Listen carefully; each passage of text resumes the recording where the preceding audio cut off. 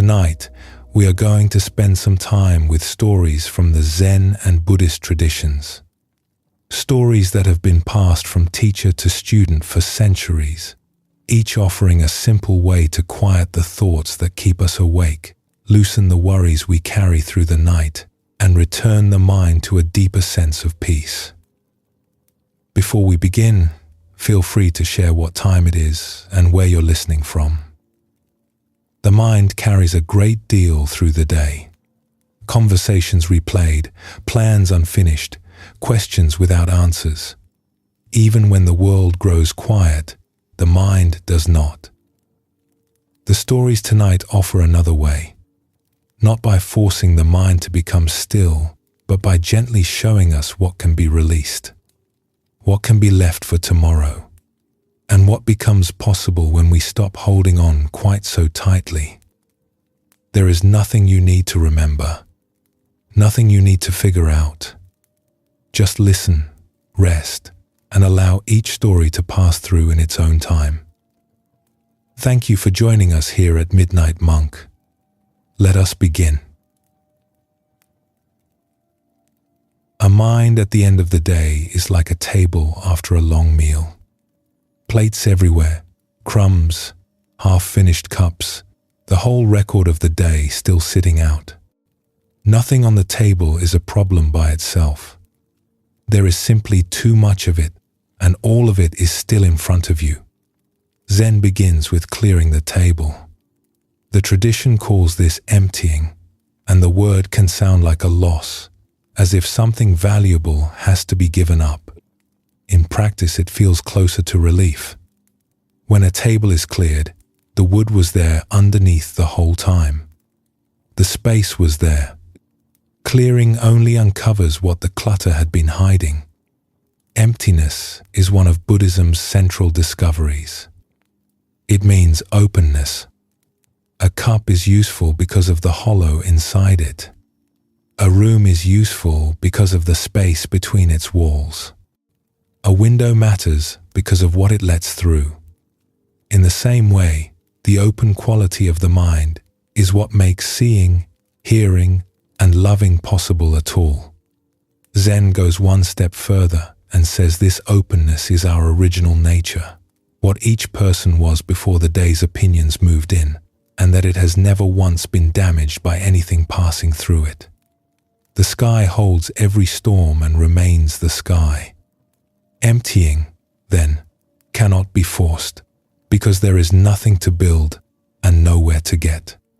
A pond does not clear because someone scoops out the mud. It clears when the stirring stops. Left alone, the mud sinks under its own weight, and the water turns transparent without anyone's help. Let us begin with a story from Japan and a single cup of tea. There was once a master who kept a small temple in the hills, in the days when Japan was changing fast and the cities were filling with new ideas. His name was Nan-in. He said little and saw much, and people traveled long distances to sit with him. One day, a university professor came to visit. He was a learned man who had read many books about Zen and had written about it too. The road to the temple was long, and he spent most of it rehearsing what he would say. He arrived in the late afternoon and bowed at the gate. "Master Nanin," he said, "I am a professor at the university in Tokyo. I have studied Zen for many years. I have read the sutras, the commentaries, the records of the great masters. I have come a long way because there are matters I wish to discuss with you." Nanin welcomed him in and gestured to a cushion by the low table. "You have traveled far," he said. "Let us have tea." The professor sat and continued, "I have written on the nature of enlightenment, you see. My view is that the schools have misunderstood one another for centuries. The Soto teachers say one thing, the Rinzai teachers another, and both, I believe, have missed something essential. I can explain it briefly." His explanation was not brief. The afternoon light moved slowly across the tatami floor while he laid out what Zen was, what it truly meant, where its teachers had gone wrong. And as he spoke, Nanin prepared tea, following the same slow movements the temple had used for generations. He warmed the small iron kettle over the coals. He measured the leaves. He set out 2 plain cups. His hands moved without hurry, as if the tea were the only thing in the world, and in that room, for him, it was. Of course, the professor was saying, I did not come only to lecture. I have questions as well. What is your position on the koans? Are they truly necessary? And Satori, would you say it comes suddenly or gradually? The tea was ready. Nanin began to pour. He filled the professor's cup while the man talked on. He filled it to the brim, and still the talking continued. Then Nanin kept pouring. Tea rose over the rim, spilled into the saucer, spread across the low table, and began dripping onto the floor. The professor watched this for as long as he could stand it. At last he burst out, It is over full. No more will go in. Nanin set down the kettle. Like this cup, he said, you are full of your own opinions and speculations. How can I show you Zen unless you first empty your cup? Nanin offered the professor no argument. For all anyone knows, some of the professor's ideas were good ones. The trouble lay elsewhere. A full cup cannot receive, however fine the tea already inside it may be. Most people make the professor's journey every day without leaving the house. We walk into conversations already certain of what the other person will say. We meet a new morning while still replaying the old one. We ask someone a question and spend their answer preparing our reply. The same trick the professor played with his questions about the koans, which were answers in disguise. He arrived at each moment already finished with it. The teaching itself was kind. Nanin let the tea do the talking, and he trusted the professor's own eyes. The man watched water run off a surface that had no room left, and the sight accomplished what a lecture never could. Good teachings often work this way. They add nothing new. They show us something that was already happening. The story stays silent about what the professor did next. Maybe he emptied his cup that very afternoon and stayed to learn. Maybe he traveled home offended and only understood years later, in the middle of some ordinary task, when the memory of tea running across a table came back to him without warning. Both endings happen to people. Seeds like this one keep their own schedule. A century after Nanin, a Japanese teacher named Shunryu Suzuki carried this same understanding to America, and he gave it a name that stuck, beginner's mind. An expert, he explained, sees only a few possibilities in anything because expertise has already decided most questions in advance. A beginner sees many. The beginner's cup has room. This is why a child can watch an ant cross the pavement for 10 full minutes while an adult steps over it, and why the first visit to any place stays more vivid than the 100th. Nothing about the ant changed, and nothing about the place changed. The cup did. There is real rest inside this story, and it asks very little. The thoughts of the day do not need sorting into right ones and wrong ones. The conversations still murmuring in the background do not need finishing. The invitation is smaller than that. Stop pouring. A mind empties on its own once nothing more is poured in. Everyone has felt this by accident. A moment spent looking at the sky. The pause after a long breath out. The cold surprise of night air on the first step outside the door. Warm water running over the hands at the end of a chore when the task is finished and the next one has yet to arrive. In those moments, no one is doing any emptying. The pouring has simply stopped, and the water settles. This is also why so much of Zen looks, from the outside, like doing nothing. Monks sweeping a courtyard that was already clean. A master preparing tea in silence while an important visitor waits. The stillness was never idleness. It was the deliberate practice of pouring nothing, so that the settling could happen on its own, day after day, until it became the mind's natural home. So the cup can stay right where it is tonight, full, half full. It makes no difference. No one is coming to inspect it, and whatever spills over the edge, the floor will hold. There was once a great temple in Kyoto called Kenin, and its master was known as Mokurai, a name that means silent thunder. Among the people of his temple lived a boy named Toyo, who was only 12 years old. Every morning and every evening, Toyo watched the older disciples go to the master's room for sanzen, personal guidance, in which each student received a koan. A koan is a question that cannot be solved by thinking. It is given to a student the way a stone is dropped into a pot that has been boiling too long to interrupt the churning and let something deeper answer. Toyo watched the older students come and go, and he wanted this for himself. "Wait a while," said Mokurai. "You are too young." But Toyo asked again, and then again, patiently, in the manner of a child who has decided that something matters. At last the teacher agreed. That evening, at the proper hour, Toyo went to the threshold of the sanzen room.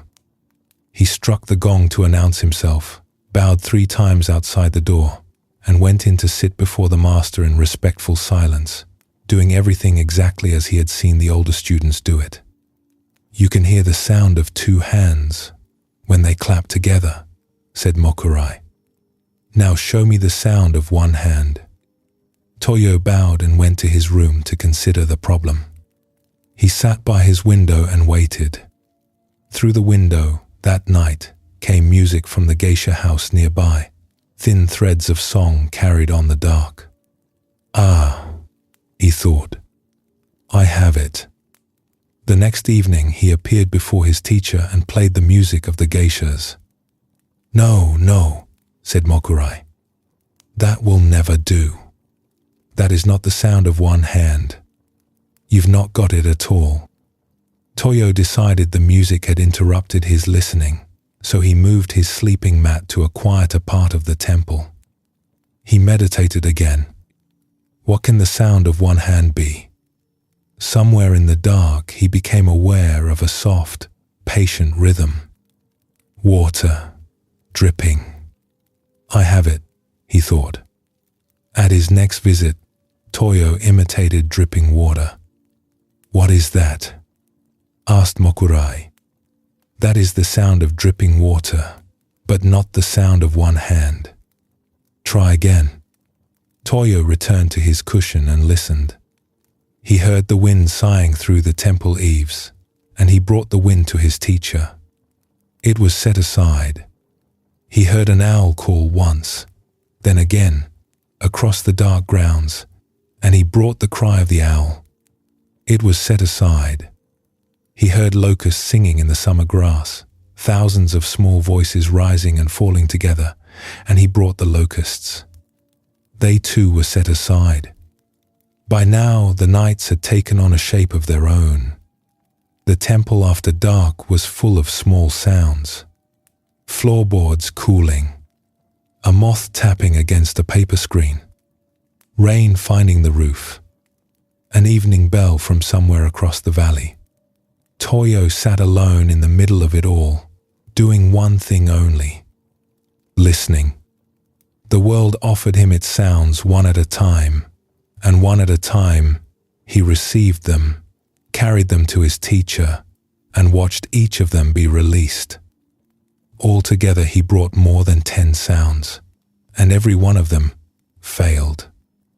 A grown man might have given up, or grown bitter, or decided the question was a trick. Toyo did none of this. He was 12, and children simply keep going. Every evening he struck the gong, bowed 3 times at the door, and entered. The ritual itself began to steady him, its familiar movements settling around his shoulders like a coat he had grown into. And each rejection, strange to say, left him lighter. One more sound he no longer had to carry. Then one night, something changed. Toyo sat down as he always did, and the sounds came as they always came. Water somewhere, wind in the eaves, the small stirrings of the sleeping temple. This time he reached for none of them. Each one rose, was heard, and fell away, and he remained where he was, unmoved, resting in whatever it was the sounds kept appearing out of. Toyo entered true meditation and passed beyond all sounds. Later he described it simply, "I could collect no more, so I reached the soundless sound." At his final visit, he brought nothing. There was no imitation and no clever answer. Toyo had realized the sound of one hand. On the surface, this looks like a riddle being solved. It is something else. Every sound Toyo offered was a real sound of the world, and every one was still an answer, and the question had never asked for one. The boy grasped at one thing after another, and his teacher, with great patience, kept opening his hand and letting each thing go. First the music was released, then the water, then the wind and the owl and the locusts. Mokurai was emptying a cup, one refusal at a time. The change came only when the collecting wore itself out. Toyo sat with empty hands, and what remained had been underneath every sound all along. The silence that holds the owl's cry, the stillness the locusts sing inside of. He reached it by running out, and running out may be the most human path there is. Something similar happens whenever peace refuses to come on command. The mind reaches for one more fix, a better position, a new method, another adjustment of the pillow. Each attempt is sincere, and each is one more sound carried to a teacher who keeps shaking his head. Peace behaves like Toyo's answer. It stays out of reach while the reaching continues, and it is simply there once the reaching tires. The failures deserve some credit too. Toyo could never have reached the soundless sound on the first night, because on the first night, he still believed the answer could be fetched. The geisha music taught him that. Then the dripping water taught him again, and the wind taught him, and the owl, until the lesson had soaked all the way through. Nobody skips these nights. In any life, the things tried and set aside are doing hidden work the whole time, wearing the grasping thin. So what looks like failure from up close is preparation seen from far enough away. Lying still, anyone can feel the boy's practice from the inside. Sounds are arriving right now. A house settling, air moving through a room, the small rhythm of breath. The daytime mind picks each one up and asks what it is and whether it matters. The nighttime mind can do what Toyo learned to do. Let each sound come, hold it lightly, and let it pass. One more thing that is not the answer and does not need to be. Mokurai's name means silent thunder, and the name describes his teaching. He explained nothing to Toyo, offered no hints, and left the road exactly as long as it was. His teaching was refusal after refusal, delivered without impatience, each one clearing a little more space in the boy. From the outside, it must have looked like nothing was being taught at all. 12 years old, and Toyo received the same instruction the greatest masters received, because the instruction was room.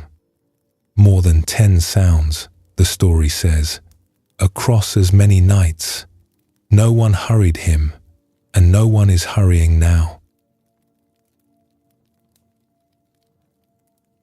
The two stories are one story told twice.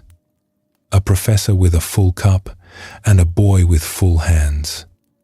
In both, room appeared the moment something was set down. The great teachers kept returning to this point. Lao Tzu asked whether anyone has the patience to stay still while the mud settles and the water grows clear on its own. An old Zen verse puts it even more simply. Sitting quietly, doing nothing, spring comes, and the grass grows by itself. The grass asks no effort of the one sitting there. The clearing water asks none either. The Buddha taught that peace comes from within, and these images show what he meant. The stillness is already present, underneath everything, and it comes forward on its own the moment the striving stops. If a thought arrives now, it can pass like one more sound in the dark. The wind came and went. The owl came and went. A thought can do the same. Let us pause here for a moment and rest before continuing on with the journey.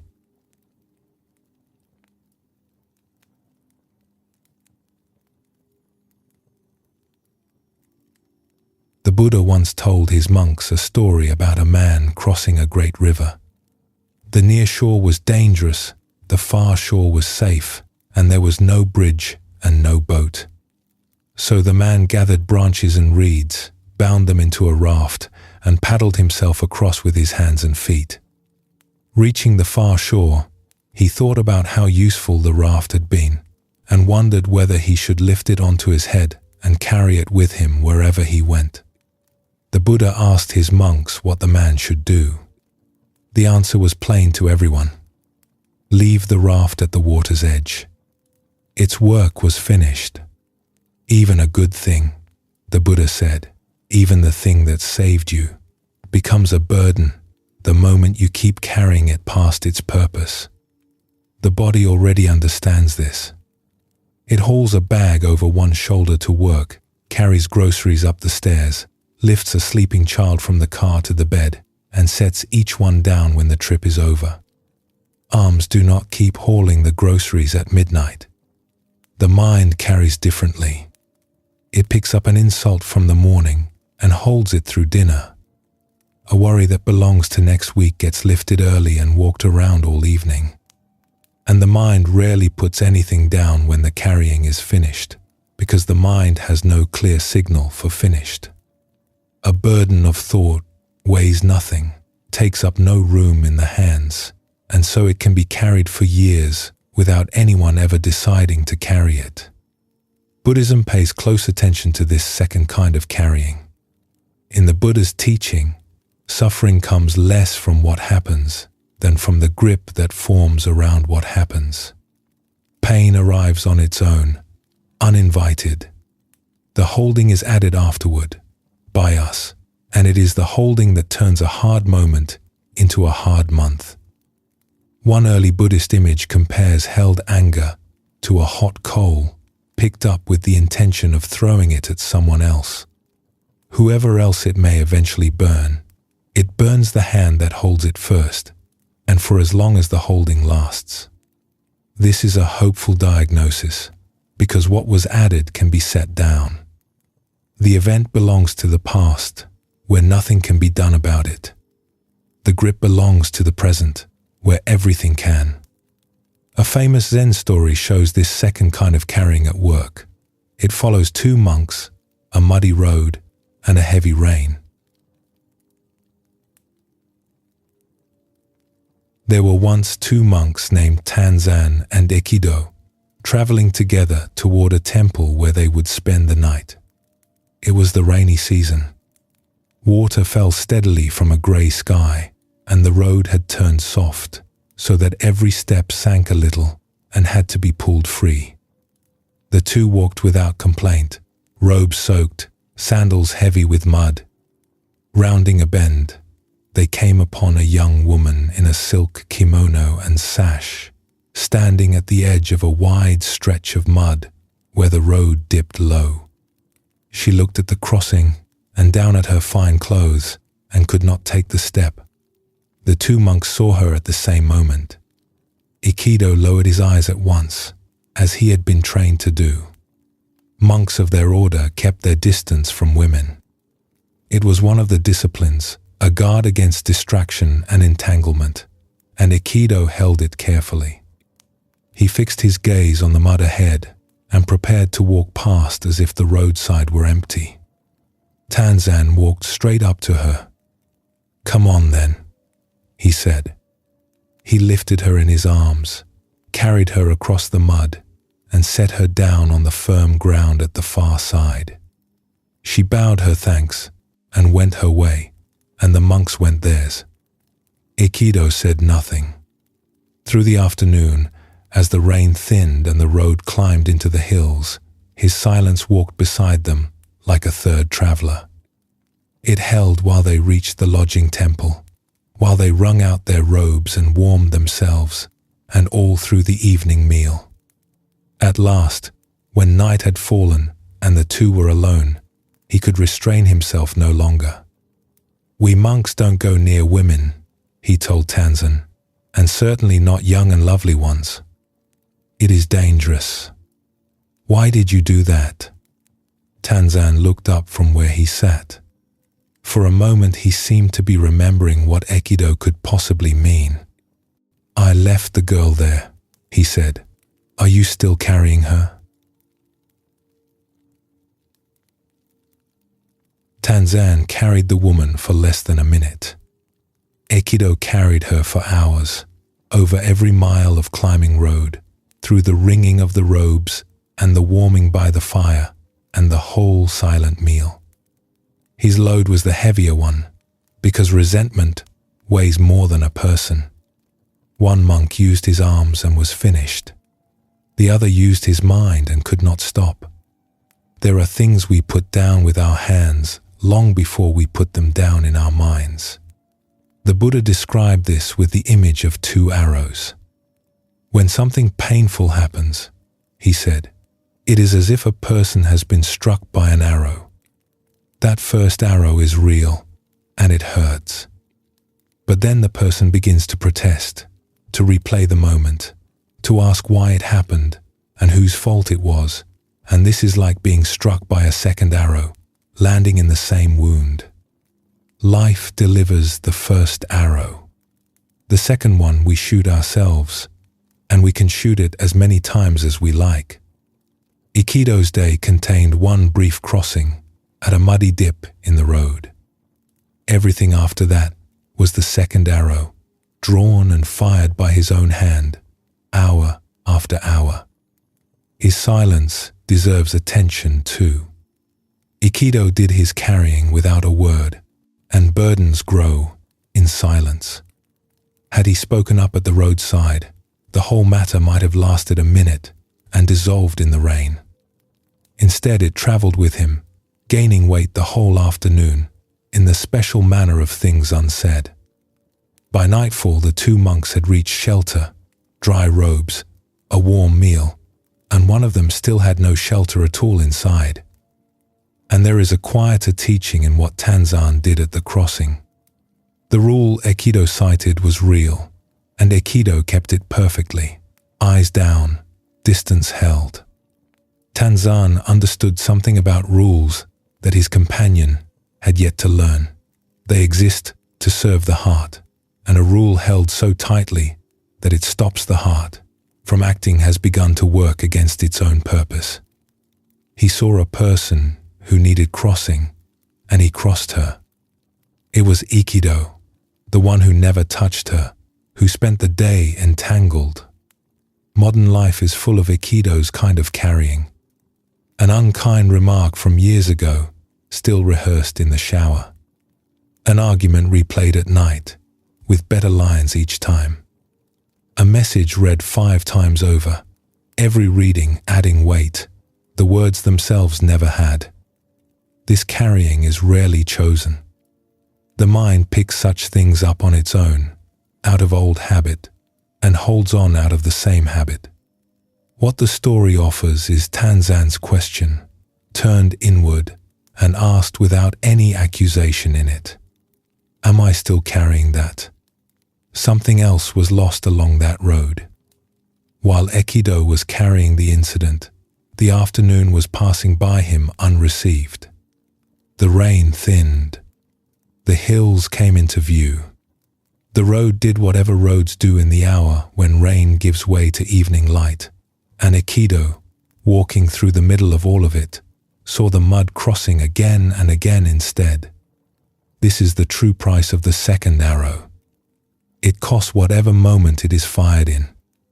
A person replaying an old argument at the dinner table is absent from the dinner table, and the mind cannot grip yesterday and receive today at the same time, any more than a closed hand can accept what is offered to it. The question stays kind because the carrying is understandable. Ekido was trying to honor his training. The grip almost always forms around something we care about, our safety, our dignity, our sense of how things ought to go. Letting go has nothing to do with caring less. Tanzan cared enough to act, and freely enough to be done. Full attention in the moment, empty hands afterward. The two can live in the same person.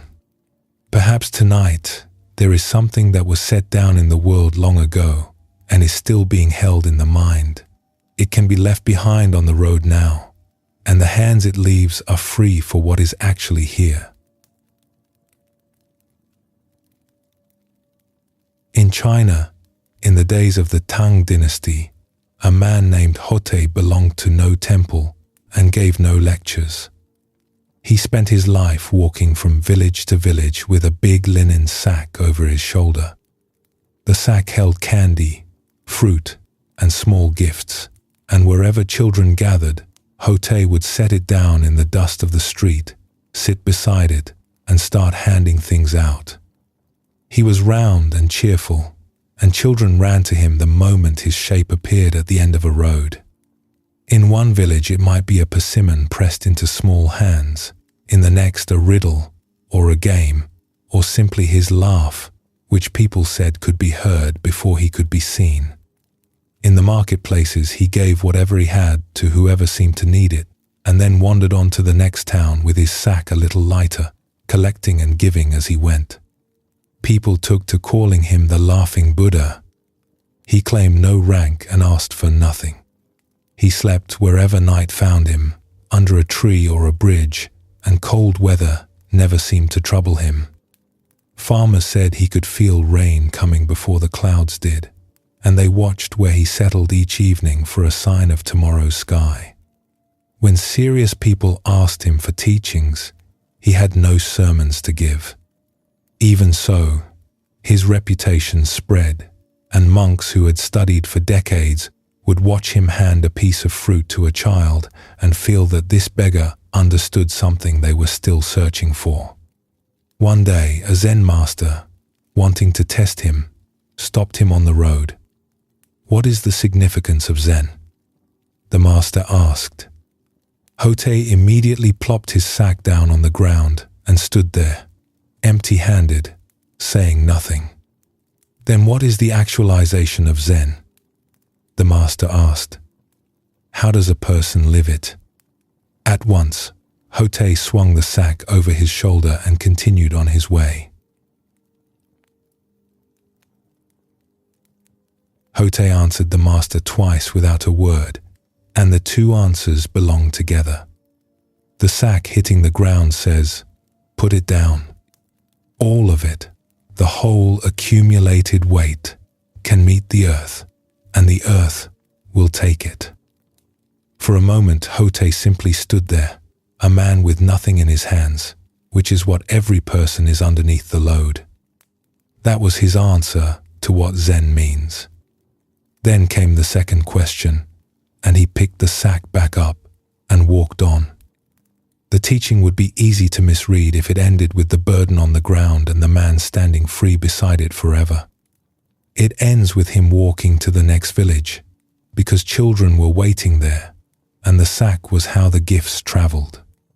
The load goes back on the shoulder. The difference is in the carrying. The same sack, lifted now freely, for the sake of what it can give. There is a practice hidden here, and it is the practice of ending things when they end. The workday, at some hour, is over. Whatever remains undone will still be undone in the morning, in exactly the same amount, and worrying holds no place in line for it. The conversation that went badly is finished. It exists nowhere now except in the replaying. Hote's sack hit the ground all at once, with a thump, and there is something to learn from the completeness of that. He set it down the whole way.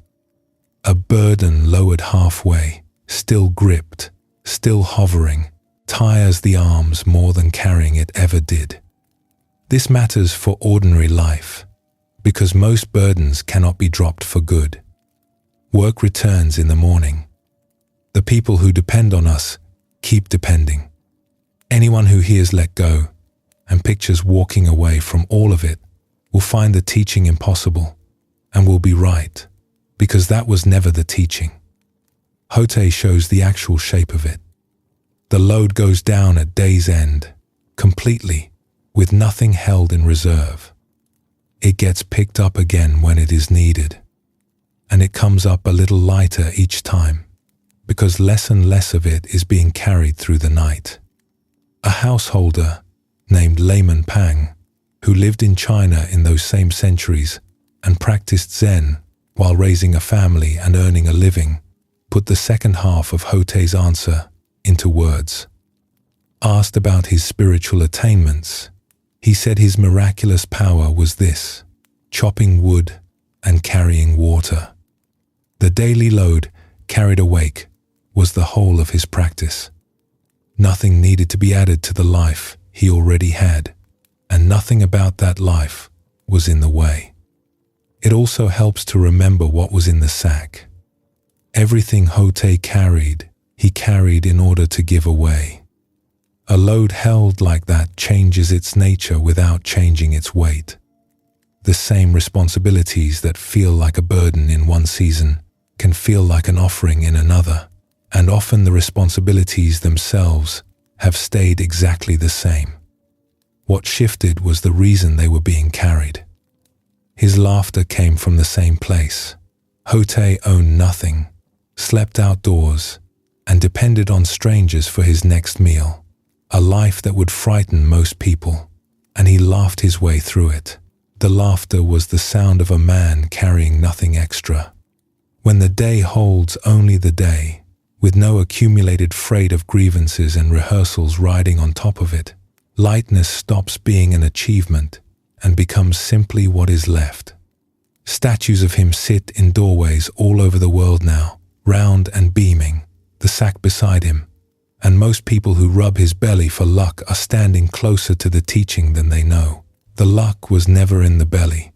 It was in the sack he knew how to set down. Tanzan set a woman down on firm ground and was finished with the matter. Hote set his whole life's luggage in the dust and picked it up again smiling. Between the two of them stands Aikido, hours deep in a burden that had no body and no weight. Every person has been all three men in a single week. Ajahn Chah, a forest monk of Thailand, taught that letting go of a little brings a little peace, and letting go of a great deal brings a great deal of peace.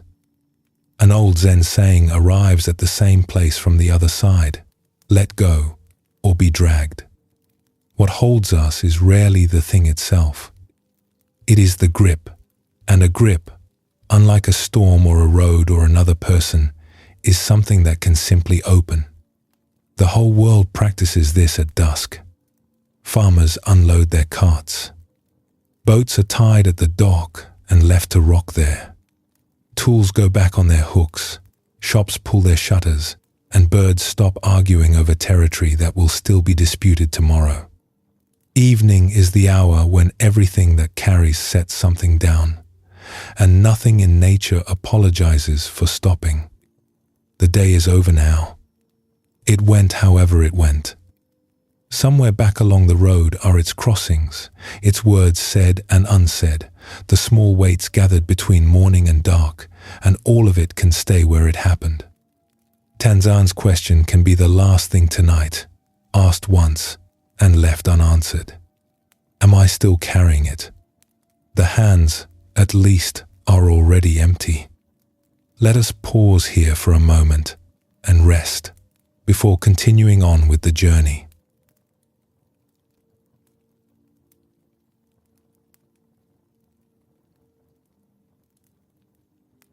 There is an old Chinese story about a farmer who worried that his rice was growing too slowly.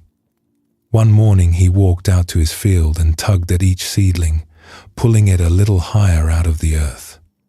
He came home at dusk, exhausted, and announced to his family that he had spent the whole day helping the crops grow.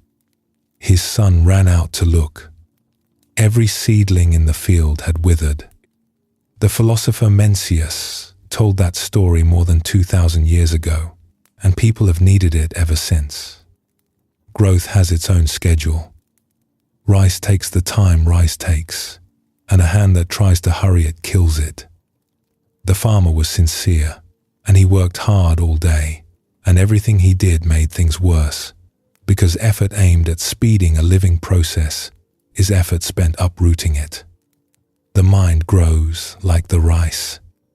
Understanding ripens, skill ripens, peace ripens, and each of them takes its own time, whatever our deadlines say. Buddhism saw early that impatience does more than fail to help.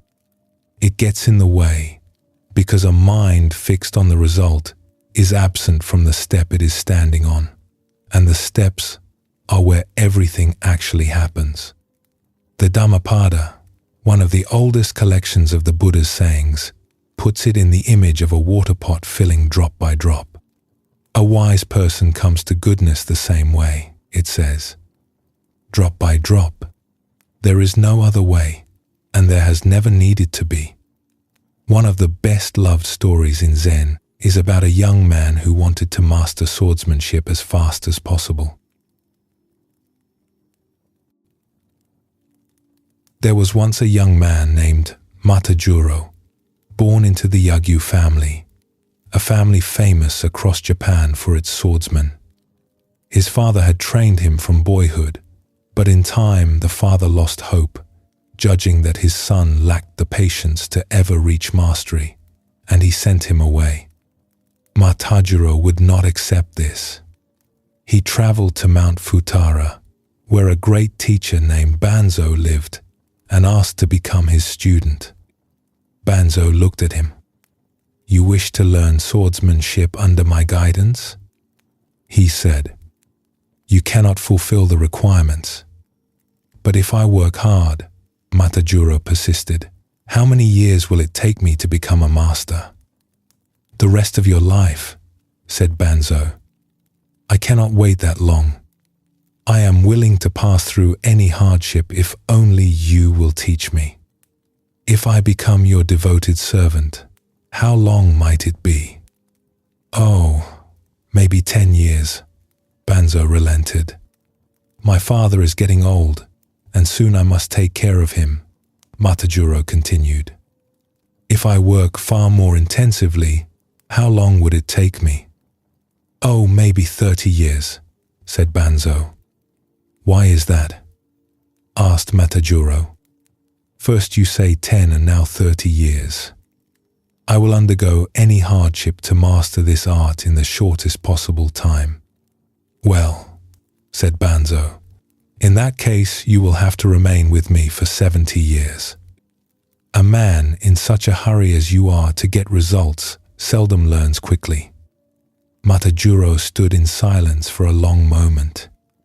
He understood, at last, that he was being scolded for impatience, and he accepted. He was told never to speak of swordsmanship and never to touch a sword.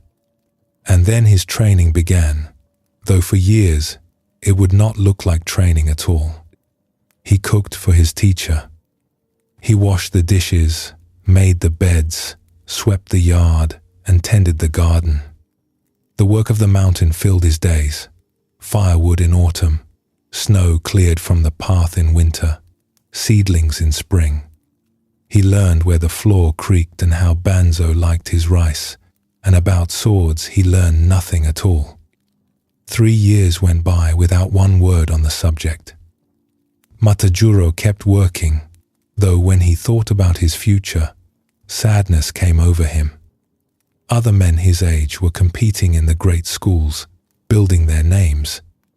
He had given his youth to a master who had taught him nothing.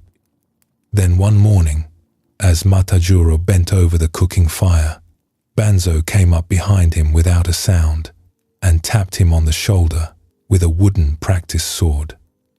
The next day, while Matajuro was sweeping the yard, it happened again. A silent approach, a light tap, and his teacher already walking away. From then on, day and night, the taps came without warning. Stirring the rice, drawing water, folding the beds, Matajuro never knew when the wooden sword would find him. He began to listen while he worked. He came to feel a footstep through the floorboards, to sense a presence at his back, to notice the small change in a room when someone enters it. Before long, there was no moment in which he was absent from what he was doing, because any moment might hold Banzo. He had to live in each one. Matajuro learned so quickly after that, the story says, that he brought smiles to the face of his teacher. He became the greatest swordsman in the land. Banzo's numbers sound like a joke at first. 10 years if you serve me. 30 if you work harder. 70 if you give everything you have. But he was answering honestly. Each time Matajuro raised his effort, he was raising it in the name of getting the training over with, and a student straining toward the finish line is a student facing away from the lesson. The hurry itself was the obstacle. More hurry meant more obstacle, and Banzo simply counted it in. Then came the 3 years of chores. Those years appear to be a delay, a test of loyalty before the real teaching starts. They were the real teaching. Swordsmanship, as Banzo understood it, rests on full presence, and full presence is learned wherever a person happens to be standing. The kitchen taught it. The garden taught it. By the time the wooden sword arrived, it was only checking what the yard and the dishes had already built. The taps changed nothing about Matajuro's days and changed everything in them. He cooked the same rice afterward, swept the same yard, drew the same water. What ended was his absence.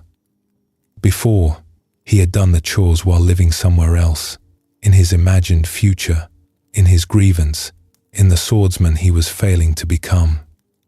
The wooden sword called him home, and once he was home, the sadness that had followed him for 3 years had nowhere to land.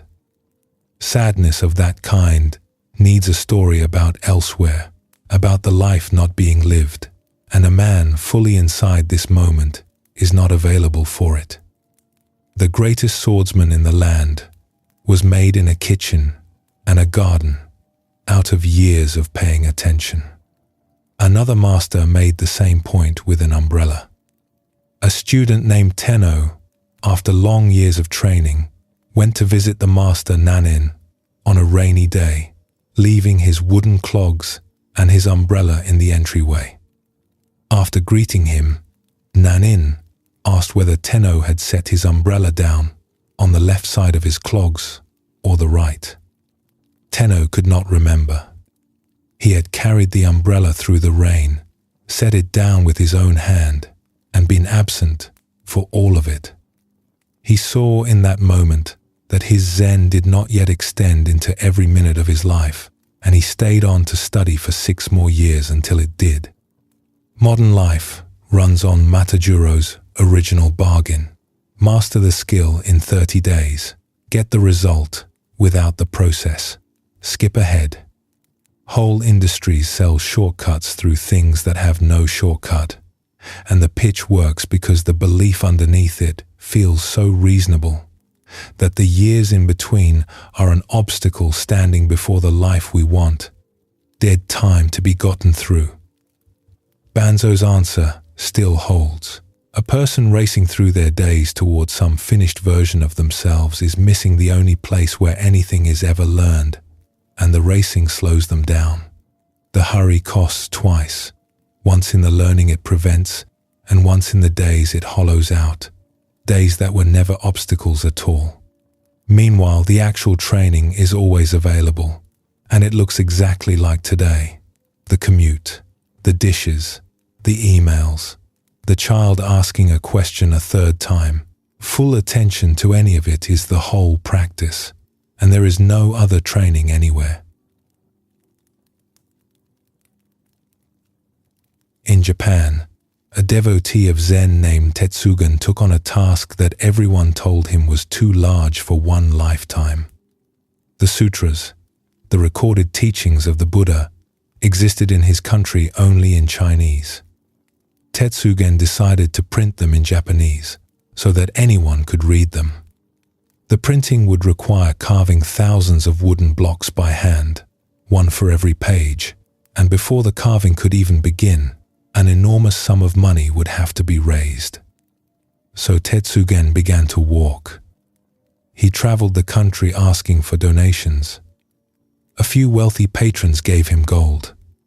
Far more often, a farmer or a fisherman gave him a few small coins, and Tetsugen expressed the same gratitude to each donor, whatever the gift. 10 years he traveled, and at the end of 10 years he had enough money to begin. That year, the Yuji River overflowed its banks. The floods ruined the harvest, and famine followed. Tetsugen took the funds he had spent 10 years gathering and used all of it to buy rice for the starving. One of his followers could not hold his tongue. "Teacher," he said, "that money was for the sutras. 10 years of walking, 10 years of asking. Will the work now come to nothing?" "The sutras teach compassion," Tetsugen answered. "When people are hungry, feeding them is the sutra." Then he began his collecting again. Several more years passed, and once again he had gathered what the work required. Then an epidemic swept through the country. People were dying, and families had nothing. Tetsugen gave away everything he had collected, down to the last coin, to care for them. And he began a third time. He walked the same roads, asked in the same villages, thanked each giver as fully as he had thanked the first one 20 years before. After 20 years in all, his wish was fulfilled. The blocks were carved, and the sutras were printed in Japanese at last. The printing blocks that Tetsugen made can still be seen today, kept at the Obaku Monastery in Kyoto. The Japanese tell their children that Tetsugen really made 3 sets of sutras in his life, and that the first 2 sets, the ones no one can see, are even finer than the last. Twice, Tetsugen watched 20 years of walking dissolve in a single decision, and the story records no hesitation and no complaint. This is what held the work together. He wanted the sutras printed, and he wanted it enough to give decades to it, yet he held the goal loosely enough to set it down the moment something mattered more. People were hungry. The books could wait. People were sick. The books could wait again. A man gripping his life's project with both hands could never have opened them like that, twice, and started over. And the ending the Japanese gave the story completes it. The first 2 sets of sutras, the invisible ones, were the rice bought for the starving and the care given to the sick. Nothing was lost in those interruptions. The teachings the sutras contain, compassion before all else, reached people directly, without ink, years before the blocks were carved. Most lives contain a version of this. The degree postponed for a sick parent. The business set aside while the children were small. The book that waited a decade because life kept asking for something else first. Such detours tend to be counted as losses, years taken away from the real plan. Tetsugen's story counts differently. If the plan mattered because of what it would give people, then the detour that gave people something was the plan, arriving early in a different form. Like his sutras, what finally becomes visible is often the third set, and the first two were given away along the road. His way with the donors belongs to the same teaching. A rich patron's gold moved the project forward by years. A fisherman's few coins barely moved it at all, and Tetsugen thanked them both the same, the first giver and the 10,000th. He could do this because he was never measuring progress. A man measuring watches the total and weighs each gift against the distance remaining, and the small gifts begin to feel like almost nothing. A man simply receiving meets each coin as complete in itself, one drop entering the pot, and meets each giver as a whole person rather than a fraction of a goal. 20 years of that is its own monument, and it may be why the villagers kept giving to him a second time, and then a third. His pace carries the same teaching from the other side. 20 years of small coins, received one at a time. Tetsugen worked like the water pot from the Dhammapada, filling drop by drop, and a pot that fills drop by drop cannot be rushed and cannot really be stopped. Emptied twice, it simply resumed filling. Hurry never entered the story anywhere, and everything got done. Matajuro asked how fast he could master his art, and every time he asked, the honest answer grew longer.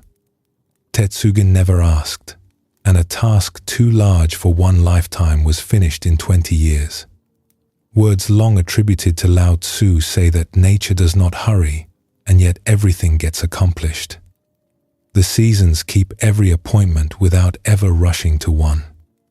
Winter has never arrived late, and spring has never been talked into coming early. The Buddha's water pot fills drop by drop, and no drop is wasted, and no drop needs to be larger than a drop. Whatever is ripening in a life right now, and something always is, it is filling at its own pace tonight, with no effort required and none of any use. Tomorrow will bring its own drop. It cannot be collected early, and reaching for it tonight would be the farmer's hand on the seedling.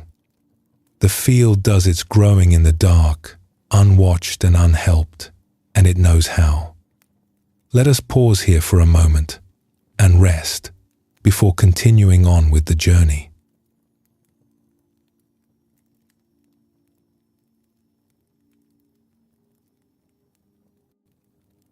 On the night of his awakening, the story goes, the Buddha sat beneath a tree and was visited by Mara, the spirit of fear and doubt. Mara came with everything frightening he could gather. Storms rose, darkness thickened, and arrows flew at the man sitting under the tree. The Buddha stayed exactly where he was. He reached down and touched the earth with one hand, as a person touches something solid to remember where they are, and the arrows turned to flowers as they fell around him. By morning Mara was gone, and the man under the tree had seen the truth he had been seeking. Whatever else this old story holds, it holds a clear picture of what fear is and what it wants. Fear attacks in images. Every arrow Mara fired was a picture of something that had not happened.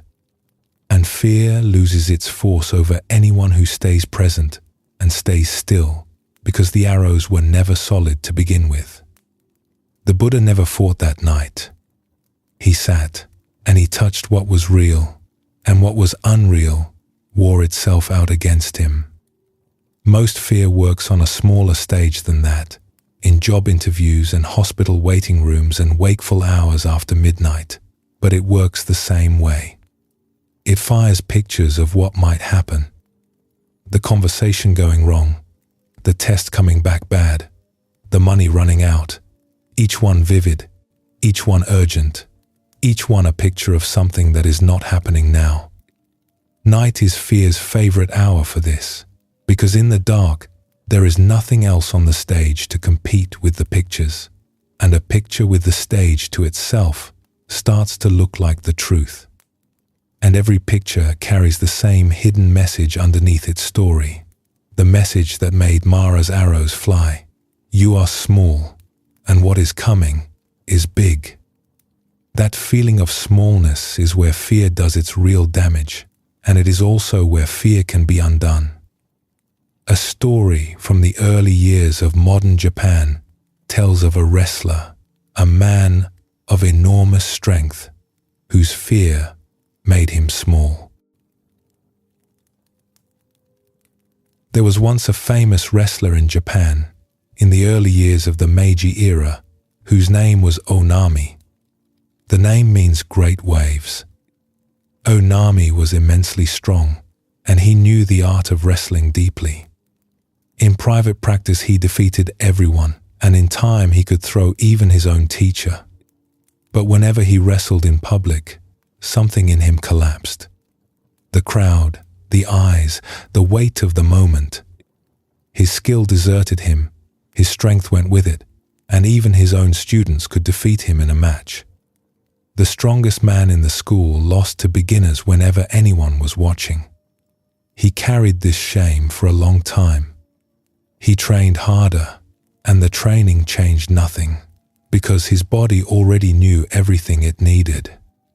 He tried entering matches with his teeth set, determined to stay calm, and the determination dissolved the moment he stepped out before the crowd. The harder he gripped himself, the faster he came apart. Then he heard that a Zen master named Hakuju, a wandering teacher, was staying at a little temple nearby, and Onami went to see him and told him everything. Hakuju listened to the whole story. Then he said, "Great Waves is your name. So stay in this temple tonight and imagine that you are those waves. You are no longer a wrestler who is afraid. You are those huge waves sweeping everything before them, swallowing everything in their path.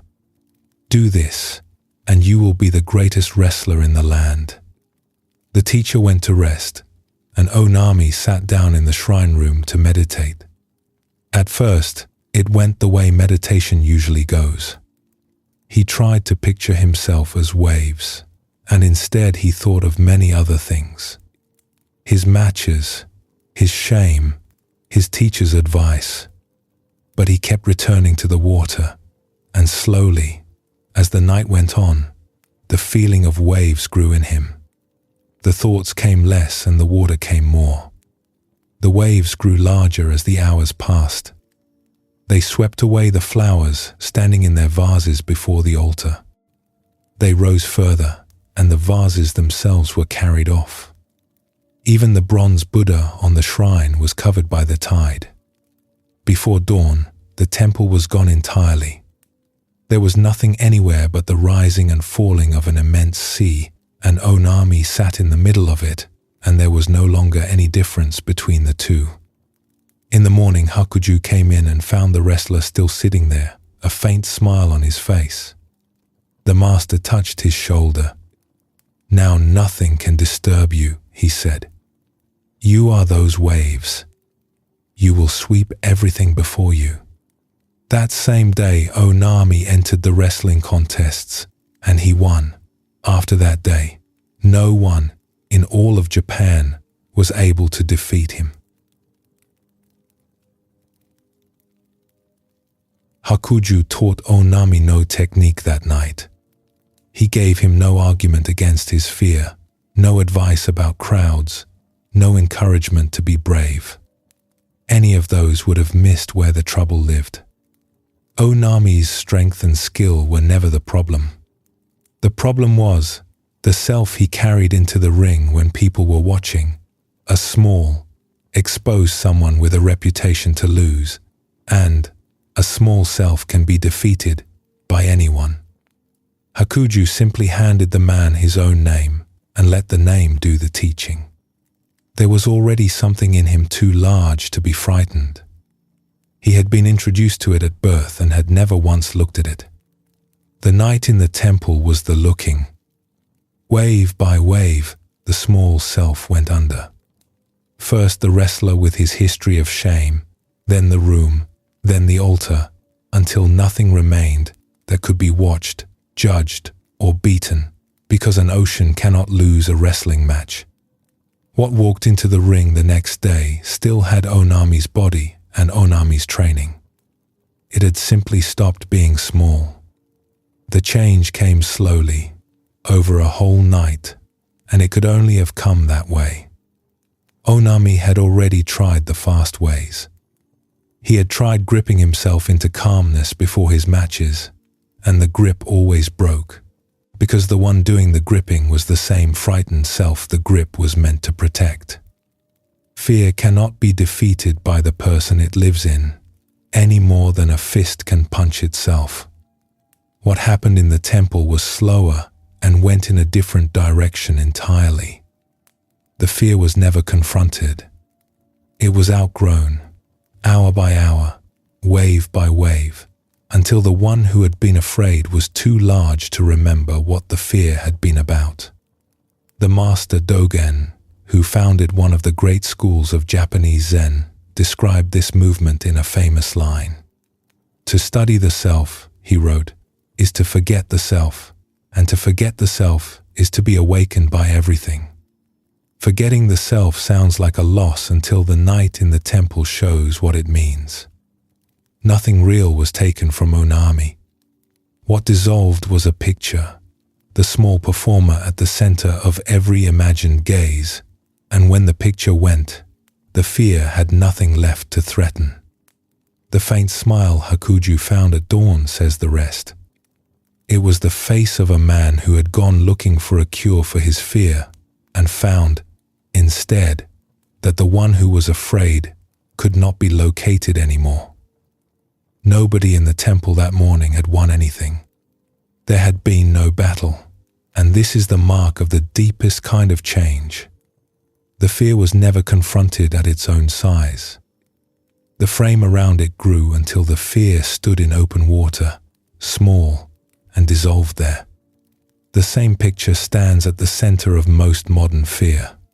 The presentation next week, the difficult conversation, the room full of strangers. In each case, a small self steps forward to be evaluated, and the body responds as if surrounded.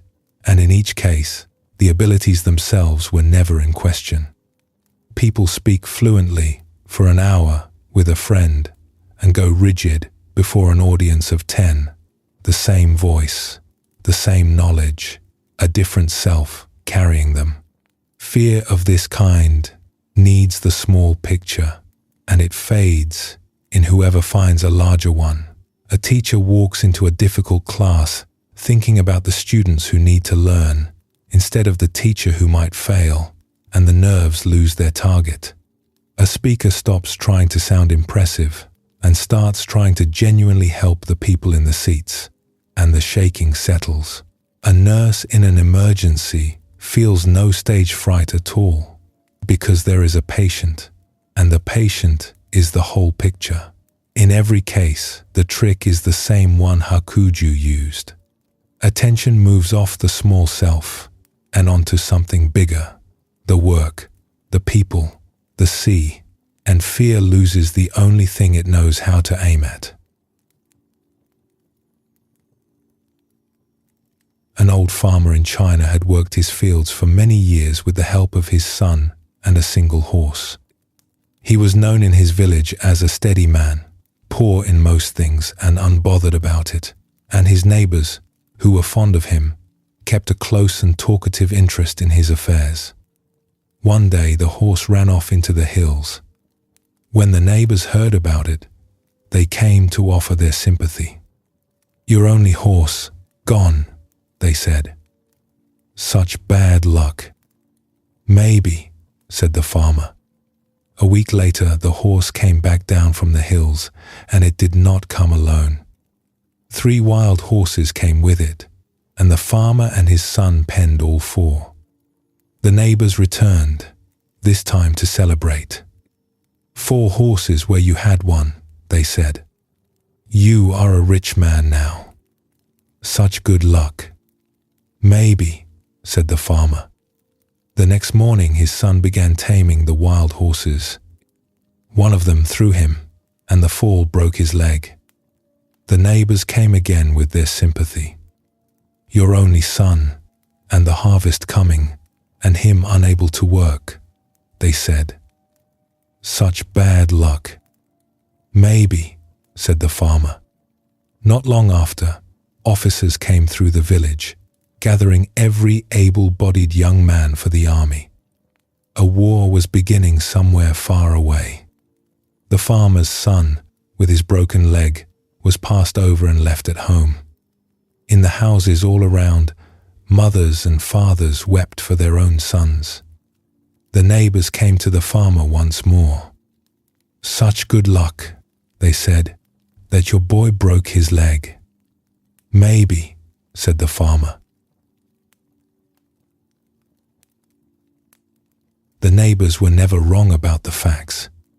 The horse really was gone, and the leg really was broken.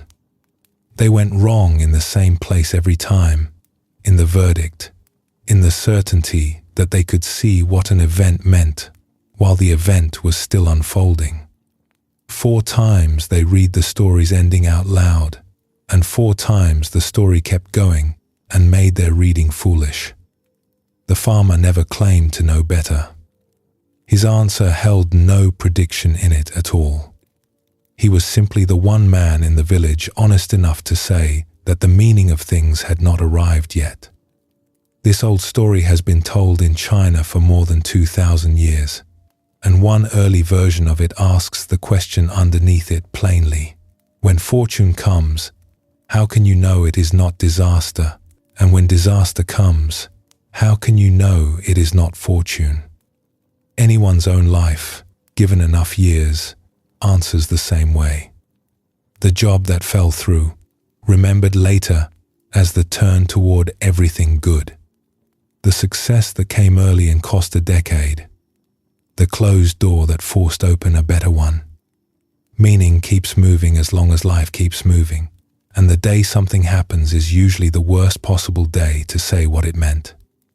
The neighbors are easy to recognize because everyone hosts a version of them. They live in the mind, and they arrive within minutes of any news, announcing what it means. A missed call becomes something wrong. A colleague's short reply becomes trouble coming. One symptom becomes the worst explanation for it. The inner neighbors speak with complete confidence in both directions, disaster and triumph, and their record, checked honestly against how things actually turned out, is about as good as guessing. The farmer's habit works on them exactly as it worked in the village. Their announcements can be received, even thanked, and answered with the one honest word. Maybe. Fear lives on those early verdicts. Almost everything dreaded at midnight is a neighbor's announcement, a confident reading of a story that has not finished happening, delivered in the voice of certainty and received as fact. The farmer's answer is available at any hour, and it costs nothing. Maybe. The word does not argue with the fear or dress the future up as good news. It just tells the truth, that tomorrow has not spoken yet, and it sets the verdict down. A person who can say maybe and mean it has stopped writing tomorrow's headline tonight, and most of what we call worry is exactly that, tomorrow's headline, written and rewritten in the dark by someone who has no way of knowing. The farmer kept farming through all of it.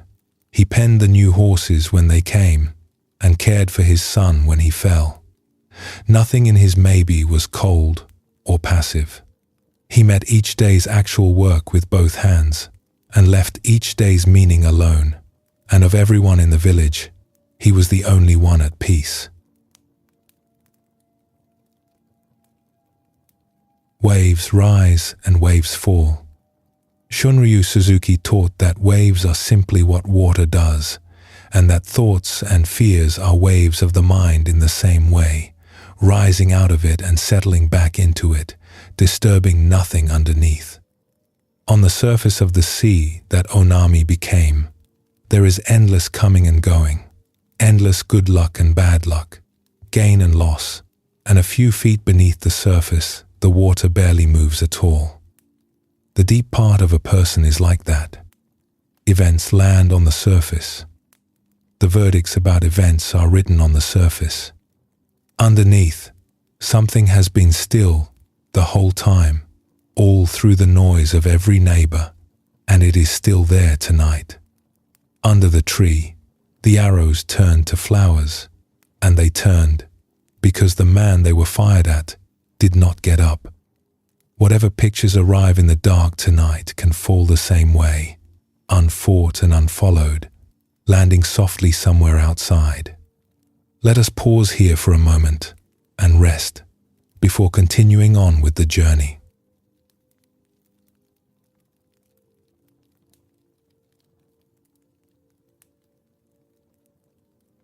In Zen, the word for awakening is satori, and the tradition describes it in an unusual way. It is not something built. It is something that breaks through. The image used most often is of a bottom falling out.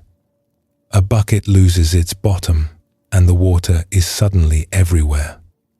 A floor gives way, and the person falls into open space. The breaking is the point. Whatever was being held together, held in, held up, the effort of all that holding was the last thing standing between the person and what they had been looking for. This is different from how most people think about spiritual progress. The common picture is one of building, adding virtue to virtue, understanding to understanding, stacking the tower higher until it reaches wherever peace is kept. Zen sees it the other way. Peace is already here, underneath, and what stands on top of it is everything the mind has constructed over a lifetime, its opinions, its defenses, its picture of itself. Awakening is not the last brick laid on the tower. It is the moment the tower falls and the ground turns out to have been solid all along. The Zen master Huangpo said it as plainly as it can be said. People are afraid to forget their own minds, he said, fearing to fall through the void with nothing to hold on to. They do not know that the void is not really void. It is the realm of the real. The falling they fear is the freedom they are looking for. The next two stories are both about that falling. In one, it takes 30 years. In the other, it happens in the time it takes a bucket of water to hit the ground. There was once a young man named Zenkai who lived in Japan and who in his youth did a great wrong. The details of the wrong have been told differently over the centuries, but every version agrees on this much. The harm was serious, and Zenkai knew it, and the knowledge changed the direction of his life. He left his home and traveled far, and in time he came to a mountain pass on a road that connected two villages. The road was the only route between them, and the pass was dangerous.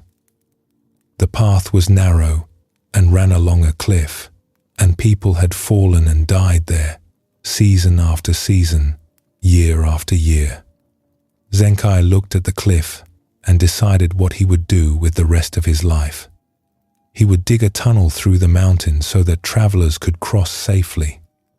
He began with his hands and a few simple tools. The rock was hard.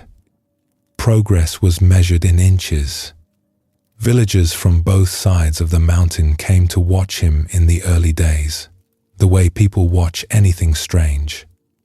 Some thought he was mad. Some told him so. A few threw stones at him for reasons they could not have explained, maybe because a man doing something impossible makes comfortable people uneasy. Zenkai said nothing back. He kept digging. The seasons passed over the mountain, and Zenkai passed into them. In winter, the rock was cold and his breath turned white at the tunnel mouth.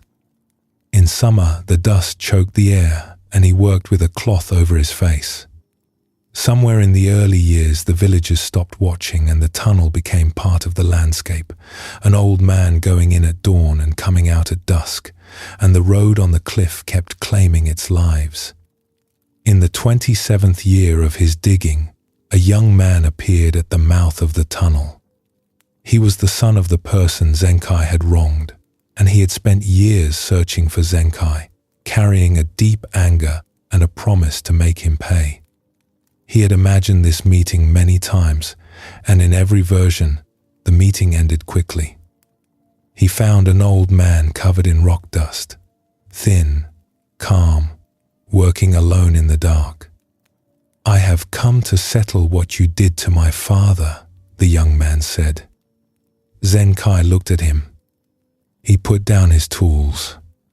"I understand," he said. "You have every right. I will not resist you, but I ask one thing. Let me finish this tunnel first. People are still dying on the cliff road. When the tunnel is done, you may do with me whatever you wish." The young man agreed because the request was reasonable and because the old man standing before him bore so little resemblance to the person he had been hunting. He decided to wait. But waiting beside a man who works is a difficult thing. Day after day, the young man sat at the tunnel mouth while Zenkai carried stone out of the mountain. The sun came up and the old man went in. The sun went down and the old man came out, covered in dust, and slept and went in again. After some time, the young man began to help, at first to pass the hours, and then because the work was plainly worth doing, and then because he could not sit still while an old man labored alone. They worked side by side. Months passed, then years. The rock gave way slowly, and the daylight from the far side came closer, inch by inch. They did not speak much. The work spoke for them. Something in the young man's anger had been quietly dissolving, worn down by the same patience that was wearing down the mountain, and by the time the tunnel broke through to open air and light poured in from both ends, the anger was gone. It had been replaced by something he could not name, something that had to do with the old man's hands and the years of dust and the travelers who would now cross safely. He put down his tools and looked at Zenkai, and his eyes were wet. "You are my teacher," he said. "The tunnel still stands." Zenkai never defended himself. He never explained, apologized, or asked for forgiveness. He dug. For 30 years, his answer to what he had done was not a word, but a tunnel, and the tunnel was not built for himself. It was built for strangers who would never know his name, people crossing a mountain on a road that used to kill them. His repentance took the form of usefulness, and it asked for nothing in return, no pardon, no recognition, no relief from what he carried. He simply turned his wrong into a road. The young man's change is the quieter half of the story, and it happened without a single teaching. Nobody told him to let go of his anger. Nobody argued him out of it. He sat down next to the work and was changed by it, the same way stone is changed by water, slowly, without announcement. The anger was real, and the wrong it answered was real, and both of those facts survived the tunnel. What did not survive was the need to act on them. Somewhere in the months of carrying rock beside an old man, the son came to see something his anger had hidden from him, that the man who had done the wrong and the man who was digging the tunnel were no longer the same person. 30 years of work had already settled the debt in the only coin that counts, which is change. For anyone lying still tonight, The story says something about old wrongs and old regrets. They cannot be undone. No amount of replaying changes what happened. But they can be turned into something, a tunnel, a kindness, a different direction, and the turning is available at any point, because karma does not stop. It is always running, always producing the next result from the last action, and the next action is always a choice. Zenkai chose a tunnel. The choice itself was the release. There was once a nun named Chiono who studied Zen for many years without finding what she was looking for. She was earnest and she practiced hard, and the understanding she sought stayed just beyond her reach, the way sleep sometimes stays just beyond a person who wants it too much. One night, a clear night with a full moon, Chiono was carrying water from the well back to the temple. The bucket was old. It was held together with bamboo strips that had dried and loosened over time, and the water seeped through the gaps as she walked, though she did not know it. The moon was bright overhead, and its reflection sat in the water of the bucket, a perfect small circle of light that she carried with her along the path. Then the bamboo gave way. The bottom of the bucket broke, and the water fell to the ground all at once, and the reflected moon vanished with it. And Chiono was awakened. She wrote a verse afterward. In it she said that in this way, and that she had tried to save the old bucket, since the bamboo strip was weakening and about to break, and then the bottom fell out. No more water. No more moon in the water. For years, Chiono had been trying to hold something together. Her practice, her effort, her sense of progress toward a goal.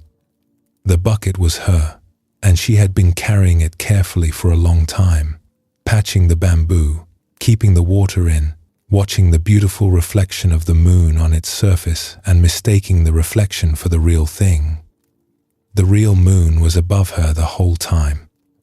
It never needed a bucket. It never needed water to be seen in. But as long as the bucket held, Chiono's attention stayed on the reflection, the small captured version, and the moon itself went unnoticed. The bottom fell out, and the captured moon was gone, and what remained was the actual sky. That is Satori as Zen describes it. Nothing was gained in that moment. Something was lost, the container, the effort, the reflection, and the loss was the awakening. Huang Po's void, the falling that turns out to be freedom. There is a reason this story has been passed down for 700 years, and the reason is that most people are carrying the same bucket. The captured moon is any idea about peace, any image of the person we are trying to become, any reflection we have mistaken for the real thing. Dogen wrote that to study the self is to forget the self, and to forget the self is to be awakened by everything. Chiono's bucket was herself, the whole careful project of spiritual improvement, and the night it broke she forgot it, and the moon that had been shining on her all along was free to be seen. As long as the bucket held, she kept walking carefully, watching the reflection, protecting it, and all of that careful carrying kept her looking down. The actual moon does not need carrying. It has been shining the whole time, on the water, on the path, on the person, and it will still be shining after every bucket in the world has broken. Chiono could not have broken the bucket on purpose. That is the last and most important part. She had been trying to hold it together for years, patching the bamboo, keeping the water in. The breakthrough came from the one thing she was not trying to do. Control failed, and what came through the failure was bigger than anything control had ever managed to hold. Anyone who has ever stopped trying to sleep and then fallen asleep knows this in a small way. The letting go was never a technique. It was the end of technique, and it arrived on its own, uninvited, the moment the trying wore out. Chiono's bucket broke at the right time because she had carried it long enough for the bamboo to weaken, and because the moon was out, and because the path was dark, and none of that was arranged. The readiness was hers, the timing was not. Whatever is still being carried tonight, it has been carried long enough for now. The bamboo will hold or it will not, and both are fine, because the moon does not live in the bucket. It never did. It lives where it has always lived, above everything, shining on the path and on the person walking it, whether the bucket holds water or not. Let us pause here for a moment and rest before continuing on with the journey.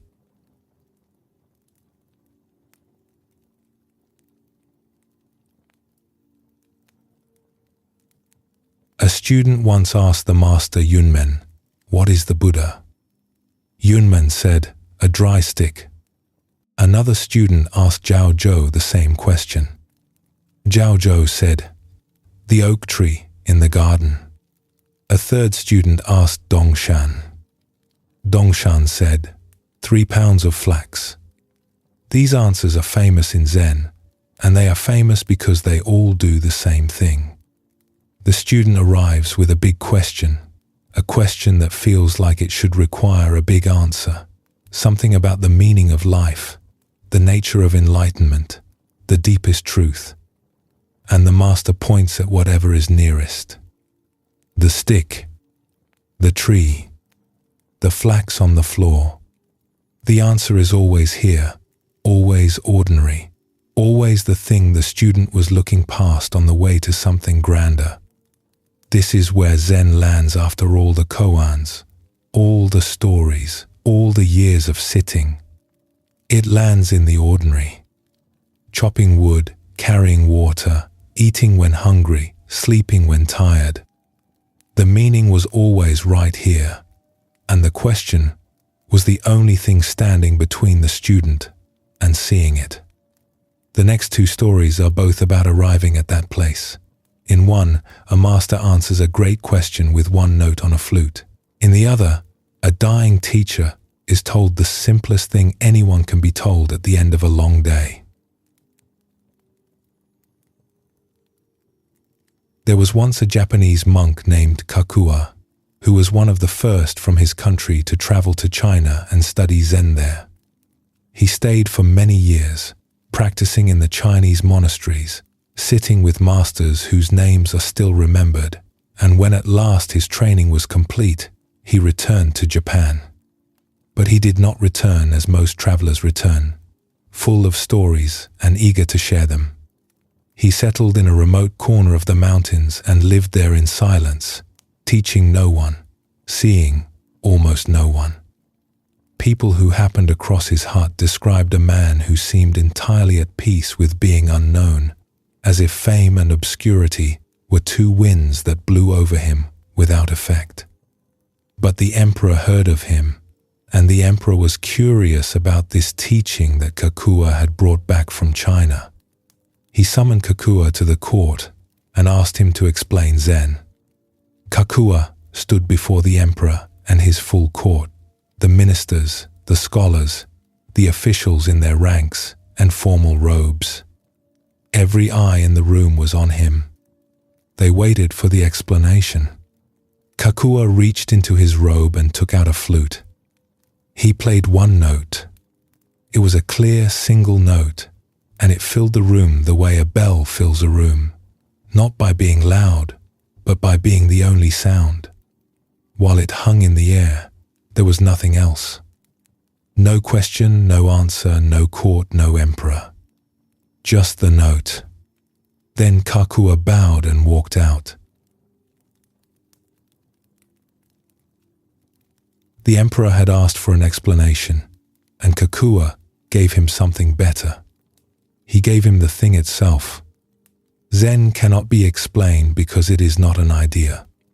It is not a position on a question. It is direct experience, This, here, now, and the note on the flute was exactly that.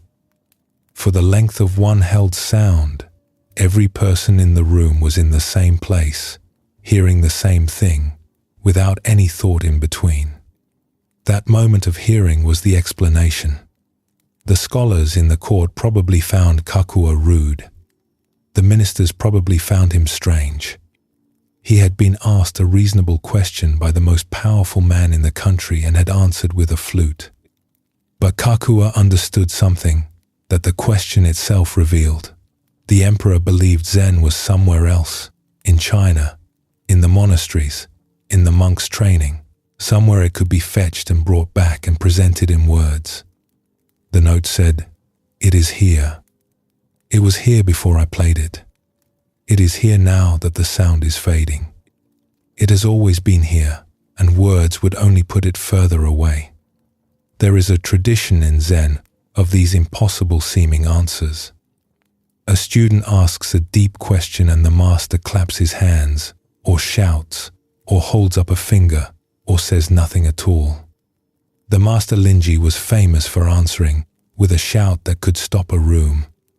When asked why, he said that by the time a student has finished forming a question about truth, the truth has already moved on, because truth is alive and happening, and a question is a net thrown after it.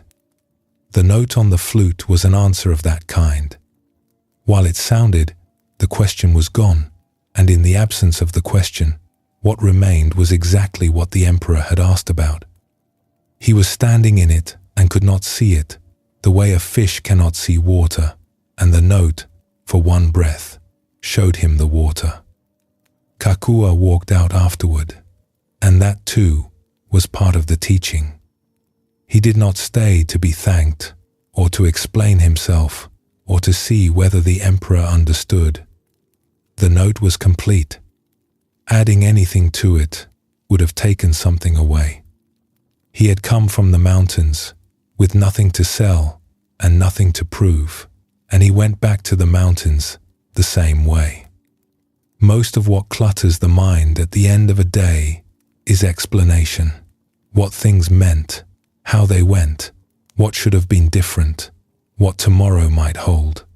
All of it is the mind doing what the emperor did, asking for Zen to be explained, when the experience itself is already here, in the sound of breathing, in the weight of the body against whatever holds it, in the single present moment that is always available and never needs to be fetched from anywhere.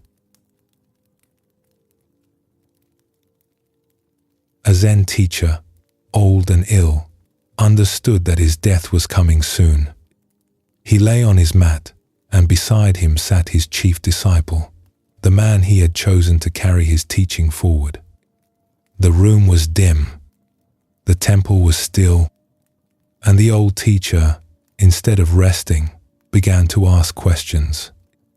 "After I die," he said, "what will you do if a student comes to you and asks about the deepest meaning of Zen?" The disciple answered as well as he could.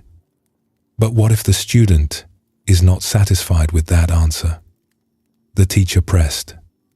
What if he asks again, differently? What will you say then? The disciple answered again. And what if even that is not enough? What if the student challenges you? What if he says your understanding is incomplete? The disciple answered once more, patiently, fully. The old teacher lay there, and more questions came. Each one reached a little further into the dark, a little deeper into worry. What if this happens? What if that happens? How will you handle what I will not be here to handle? The disciple answered each question honestly and in full, and the teacher listened to each answer. And then another question came, because the questions were never really about answers. They were about letting go, about the difficulty of releasing a life's work into someone else's hands. A teacher who has spent 40 years building something does not set it down easily in one evening. Every question was a hand still resting on the work, still checking, still holding. The room grew darker. The lamp burned lower. The temple outside was completely still, and in the stillness the old teacher's voice was the only thing still moving, still reaching, still asking, while his body asked for nothing but rest. At last the disciple leaned in close. "Don't worry," he said. "Just go to sleep." The old teacher looked at his student for a long moment. Something in the words, or in the voice, or in the steadiness of the man who said them, reached deeper than any answer had reached all evening. Then he smiled, and closed his eyes, and slept. The disciple's answer was the best teaching in the whole story. The old teacher was doing what every mind does at the end of the day. He was rehearsing, running through tomorrow's problems in the dark, testing solutions, guarding against outcomes he could not control, and each question he asked moved him further from the rest he needed and deeper into a future that had not arrived. His questions were reasonable. His worry was understandable. And all of it was keeping him awake, which is exactly what worry does. It pays for an imaginary tomorrow with a real tonight. Just go to sleep did not answer a single one of his questions. It did something better. It told him that the questions could wait, that the night was not the time for them, that the man beside him was steady and the teaching was safe and there was nothing left to arrange. It gave him permission to stop. And the stopping was the one thing the old teacher could not give himself, because a person in the grip of worry needs someone else's voice to break the loop. The disciple understood this, and he spoke with the confidence of a man who had been well taught, which was itself the answer to every question the teacher had asked. The teaching had already survived. It was sitting right beside him, telling him to rest. Everyone has been the old teacher. The questions come when the lights go out. Did I handle that well enough? Will it work out? What if it does not? Am I ready? The questions are different each night, and the pattern is always the same.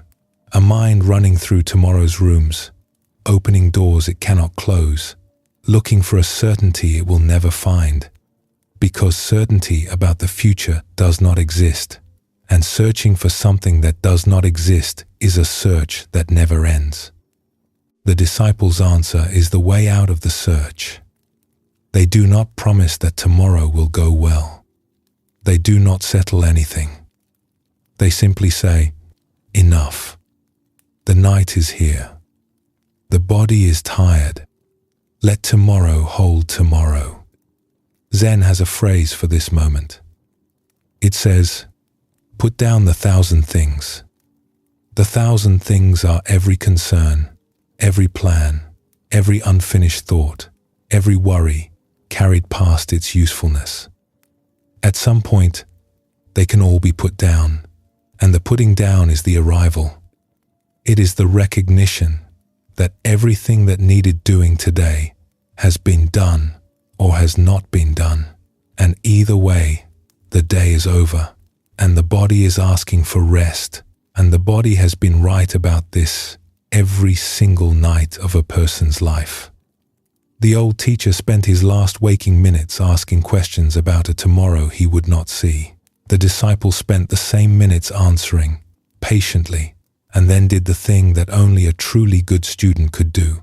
He set aside the teacher's authority, spoke as one human being to another, and said what was true.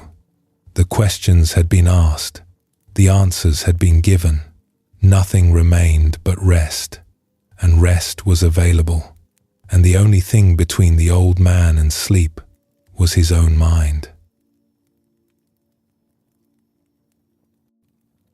Zen always arrives at the same place. After all the koans and the sitting and the years of searching, the answer turns out to be what was here before the search began. The ordinary moment, the one happening right now, is the one the tradition spent 1,000 years pointing at. It was never hidden. It was only overlooked because the mind was busy looking for something more impressive, something further away, something that required one more question before it could be found. Let us pause here for a moment and rest before continuing on with the journey.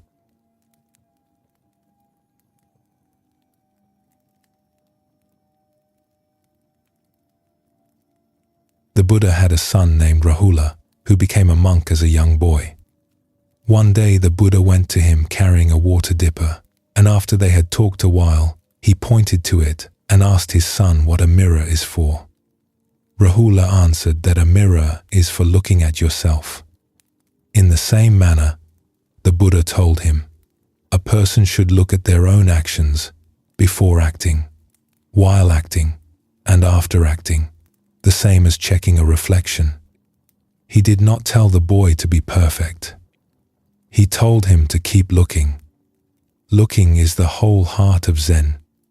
The tradition asks one thing before all others, that a person see what is actually here.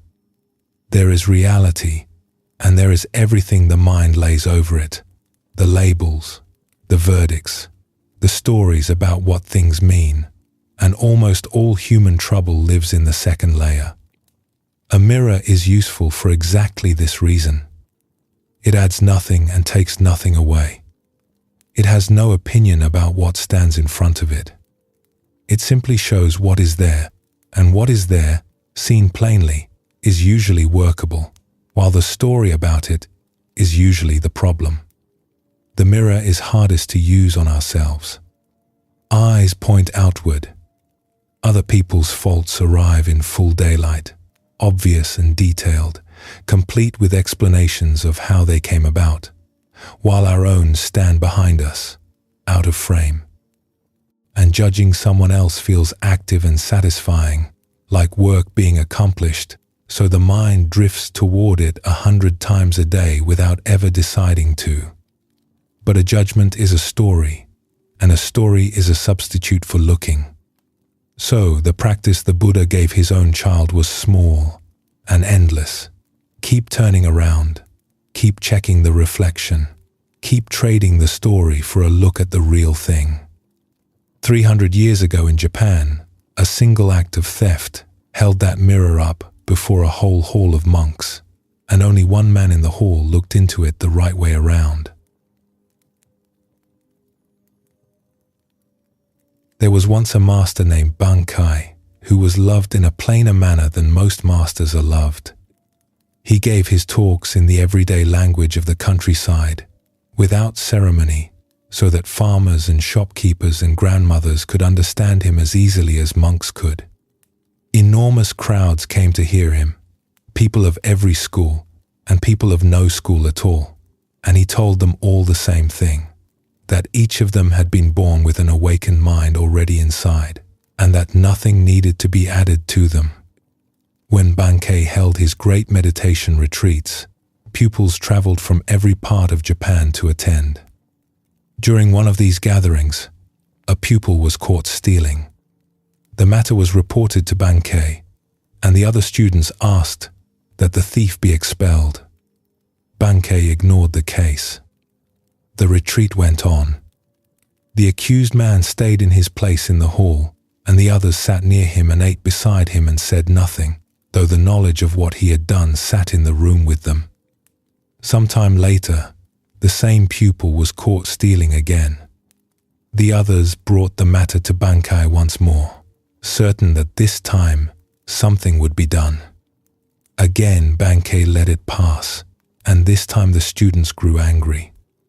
If the teacher would do nothing, they would force the question. They drew up a petition demanding that the thief be sent away, and every one of them signed it. And at the bottom, they stated plainly that if he stayed, they would leave together, all of them. The retreat, or the thief. They delivered it and waited, sure of their ground. They were many, and honest, and in the right, and he was one man who had been caught twice. Bankei read the petition through. Then he called everyone before him, the signers and the accused man among them, and spoke. "You are wise brothers," he told them. "You know what is right and what is not right. You may go somewhere else to study if you wish. But this poor brother does not even know right from wrong. Who will teach him if I do not? I am going to keep him here, even if all the rest of you leave." The pupil who had stolen stood in his place, and tears poured down his face and washed it.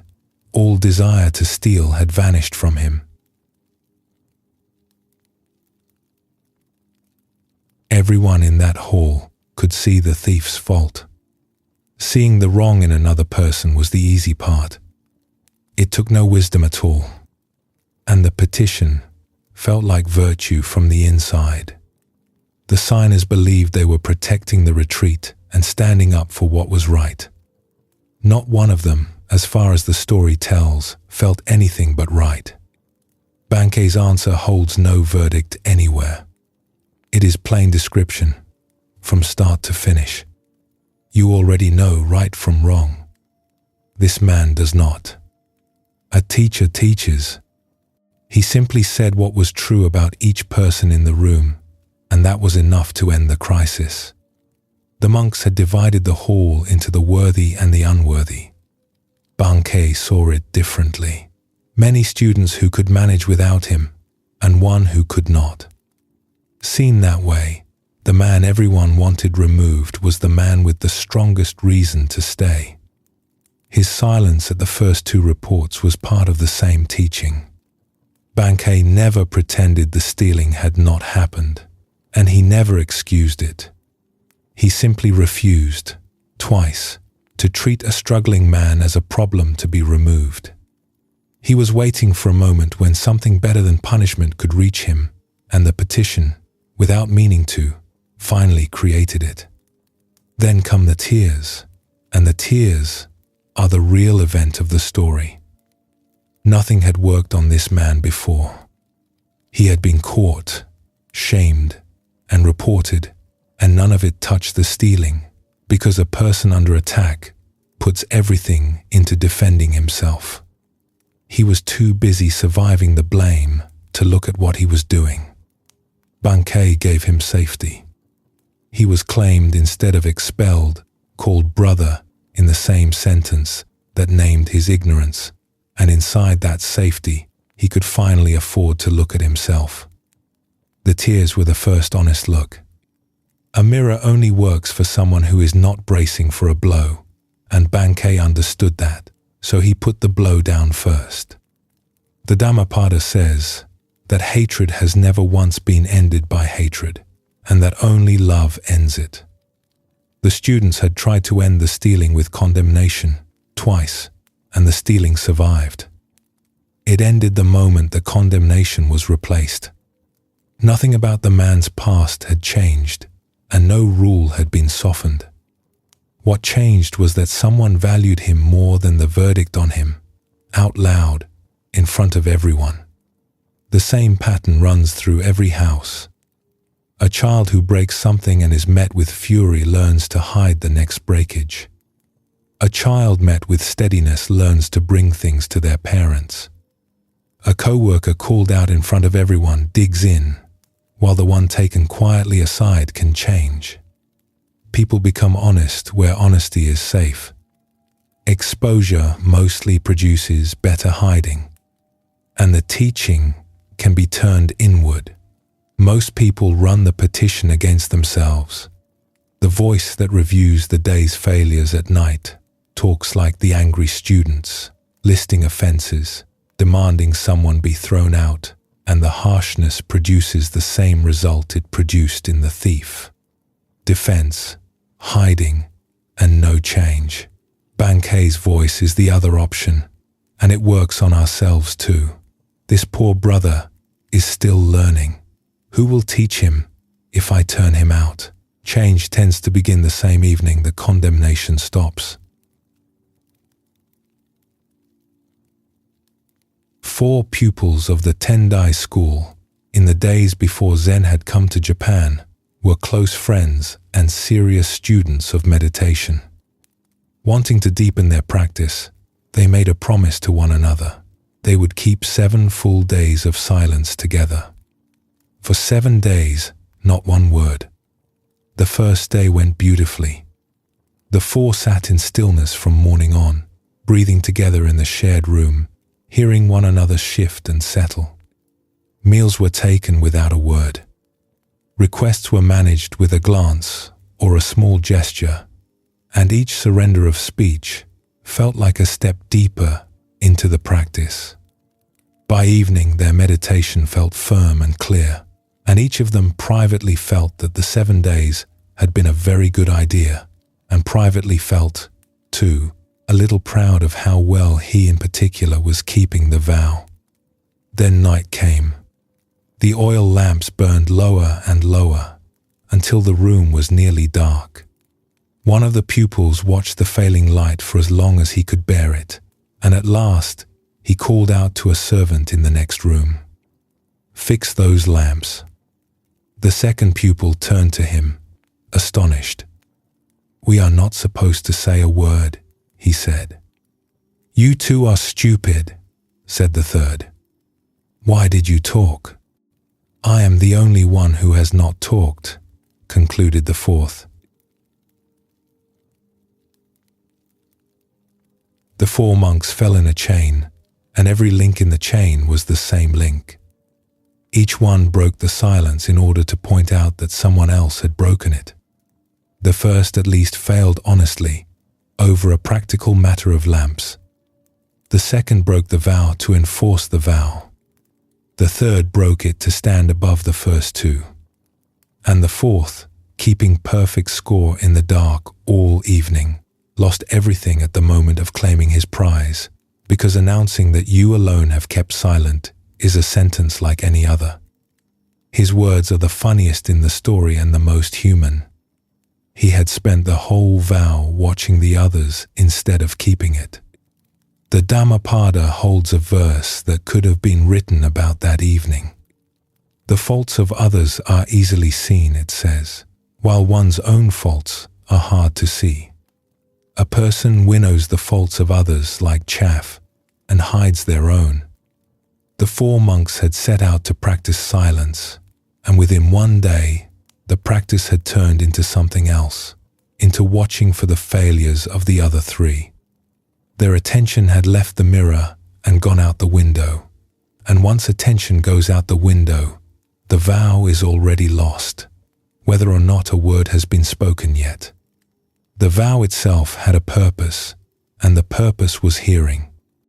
With speech set aside, a person is left alone with the sound of their own mind, its complaints, its judgments, its running commentary, and listening to that steadily is some of the hardest and most valuable work in any tradition. Watching the other 3 offered each monk a way out of the listening. The moment attention fastens on someone else's fault, the roar of one's own commentary goes unexamined, and this is much of why finding fault feels so restful. Correction of others is often self-examination's day off. The same turn happens far from any monastery, every day. A person resolves to be more patient, and within the week is cataloguing everyone else's impatience. Couples argue about who started the argument, each keeping flawless records of the other's offenses. Whole evenings online are spent correcting strangers in tones that break every rule the correction defends. Pointing at another person's fault feels like practice. It uses the same vocabulary, cares about the same virtue, and it costs nothing, which is the tell. The real practice was always the one with a price, the turning around, the checking of one's own reflection, the boy with the mirror. 4 monks in a dark room show how fast the cheap version replaces the real one, and how invisibly. All 4 believed in silence all evening. The silence itself had no believers left by dark. There is no cruelty in the story, though, and it earns its laughter honestly, These were friends. They wanted the right thing. They failed in an entirely ordinary way, and their failure has taught more people than their success would have. Self-honesty goes better with a light touch. A person who can catch themselves mid-fault and smile at what they find will keep looking in the mirror.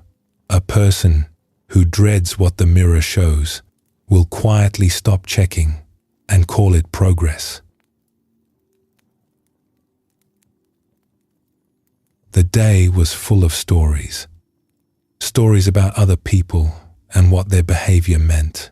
Stories about ourselves and how we measured up. Verdicts written and rewritten from morning until dark. Underneath all of it, the whole time, there was just what was actually happening. That is what the tradition means by seeing clearly. Things as they are, before the labels arrive, before the judging begins. It asks for honesty, and it gives back peace, because reality, met directly, is almost always simpler than the stories told about it. The thief was just a man who needed teaching. Most of what troubles a mind at night is story, and the truth underneath is usually quieter than the story is. The lamps can burn down now, all the way down, and no one needs to say a word about it. There is no vow to keep, and no score to keep either. No one else's faults to tend, and, for the next while, none of our own. The mirror can lean against the wall until morning. Let us pause here for a moment and rest before continuing on with the journey.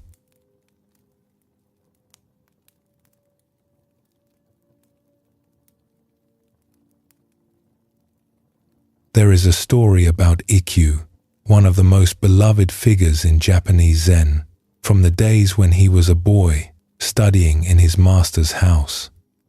Playing where he should not have been, Ikkyu knocked his master's teacup from its shelf, and it shattered on the floor. The cup was old and rare, handed down for generations, and it was the master's dearest possession.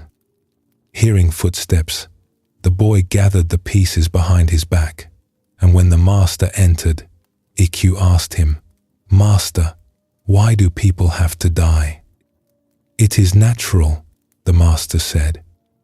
"Everything in this world has just so long to live, and then it must go."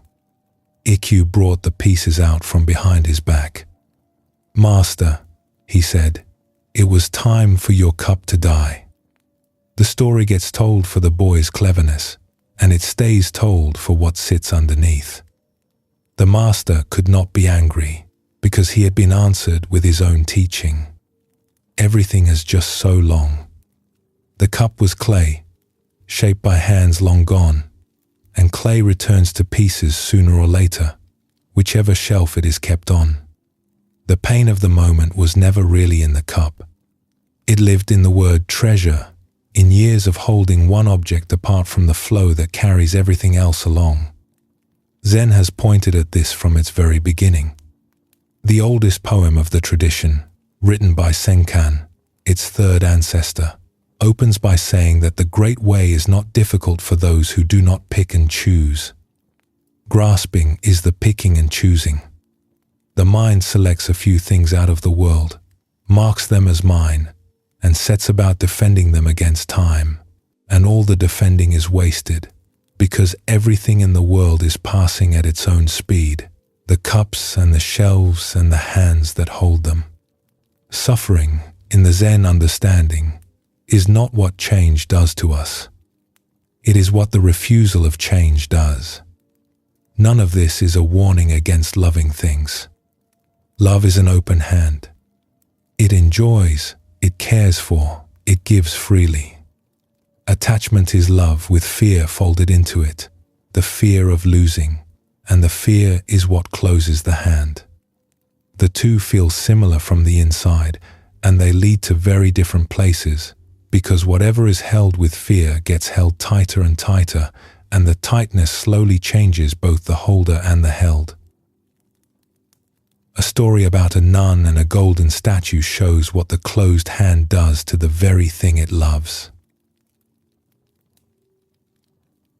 There was once a nun in search of enlightenment who had a statue of the Buddha made and covered it with gold leaf. The statue was small and very beautiful, and the nun treasured it. Wherever her practice took her, over many years, from temple to temple, across the country, she carried her golden Buddha with her, wrapped carefully for every journey, unwrapped and honored at every arrival. She burned incense before it each morning and each evening. In those years her devotion was simple and whole, and the statue was the dearest thing in her life. In time the nun came to live in a small temple in the countryside, a temple that housed many statues of the Buddha, each one with its own shrine. Some were old and darkened by centuries of smoke. Some were carved from plain wood by hands long forgotten. The nun set up her golden Buddha in its place among them, and every day she burned incense before it, as she always had. But watching the incense rise, a thought began to trouble her. The smoke did not stay with her Buddha. It drifted where the air took it, over toward the other shrines, and settled its perfume on statues that were not hers. This seemed wrong to her. The offering was meant for her Buddha, and the other Buddhas were receiving it. So she devised a funnel.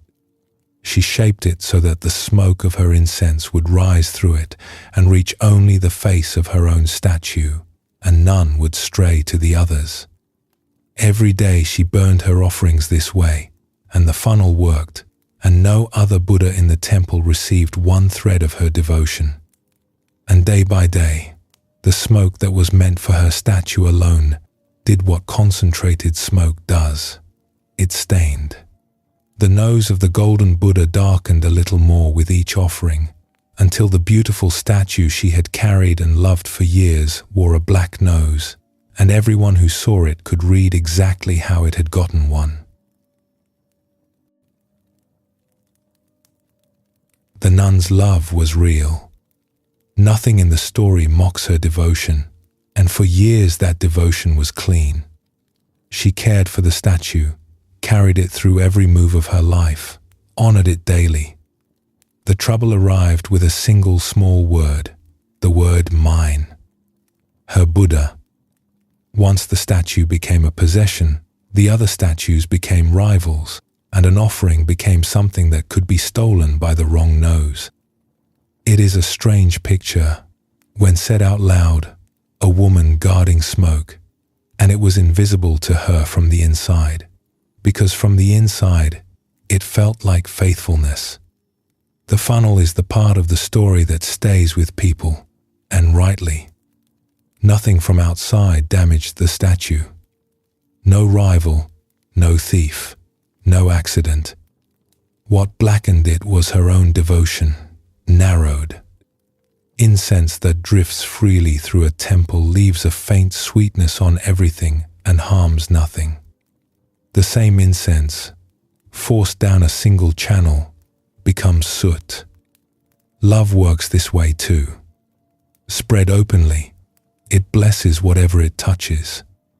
Squeezed through the funnel of possession, aimed and guarded and grudged, it begins to stain the very thing it is aimed at, and the stain lands right where everyone can see it. The statue itself makes the lesson sharper. It was an image of the Buddha, which means an image of the very freedom from grasping that the nun had set out to find. She was bowing to non-attachment every morning while building equipment for attachment, and the statue kept an honest record of the contradiction on its face.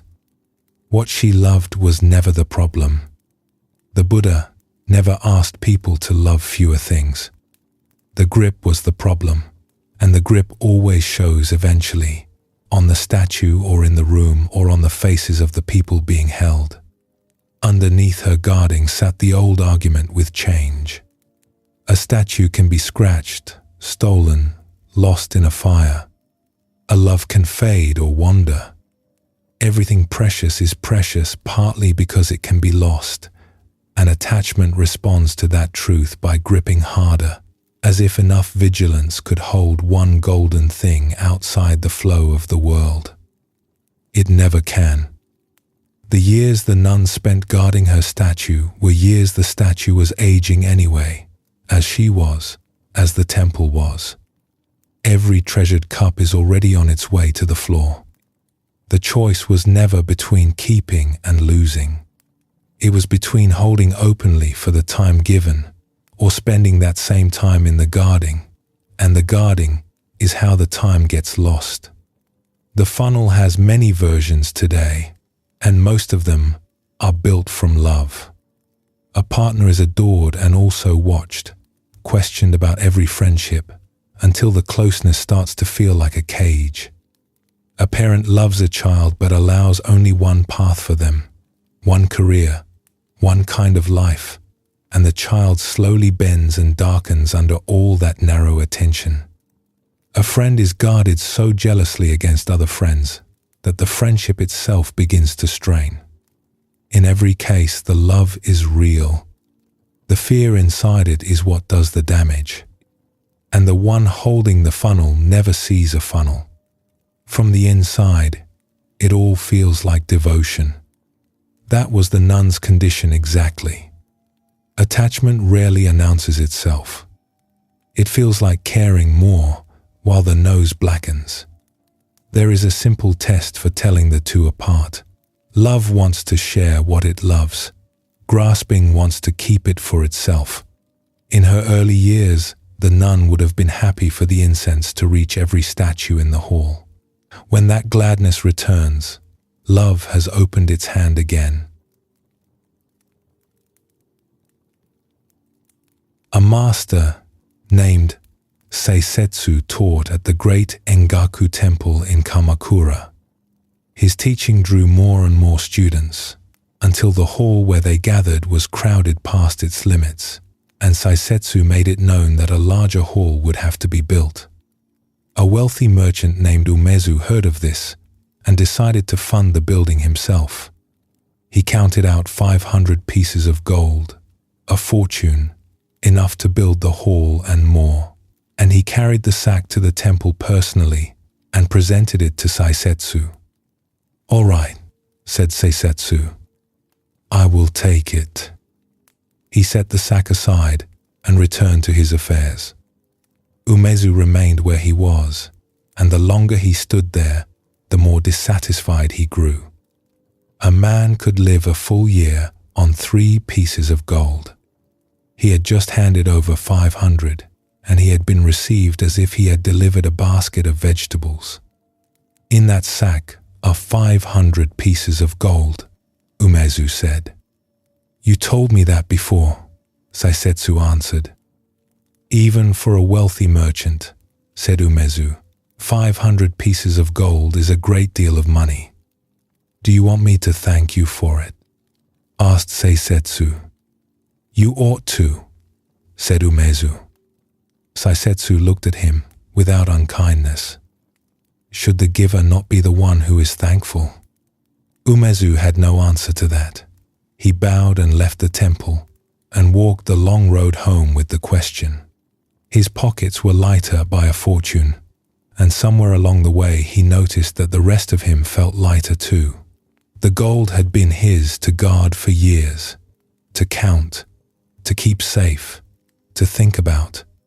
The weight he had carried up the hill was gone for good, and the monk had taken it from him without so much as a thank you, and slowly the question began to answer itself.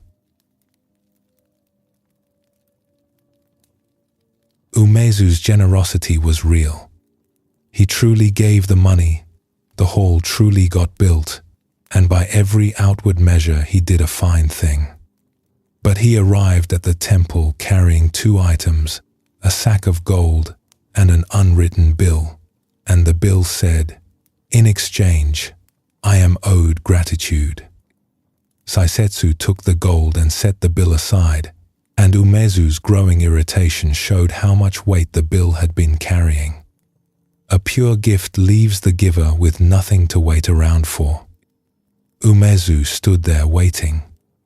The question Saisetsu asked him sounds backward only until the walk home. Whatever a person cannot give away, they do not fully own. It owns them a little. The nun could not let her incense drift, so the incense ruled her mornings. Umezu's gold had ruled him for years in the same way, something to guard, to count, to keep safe, to think about behind every other thought. Money that can only be held is a weight that looks like wealth. The one act that proves it was ever really his, and ends its hold on him at the same time, is the act of letting it go. This is the practical answer to why giving feels the way it does, when it is done cleanly. The lightness after a real gift is the feeling of freedom, the grip releasing, the same relief as setting down a heavy bag at the end of a long walk. And it explains what the receiver actually provides. The temple gave Umezu's gold somewhere to go. It turned a stored weight into a roof, and it took years of guarding off one man's shoulders in a single afternoon. The receiver has just carried a weight away. Should the giver not be the one who is thankful? Umezu's mistake, then, was small and precise.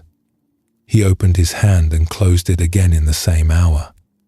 The gold went free, and a new string went out after it, the string of expected thanks, and a gift on a string never leaves the giver. He stood in the temple still attached to money he no longer had, which is attachment in its purest form, gripping something that is already gone. The walk home is where the last string finally slipped, and what he found on the other side of it was not the gratitude he came for. It was better. Nothing left to hold.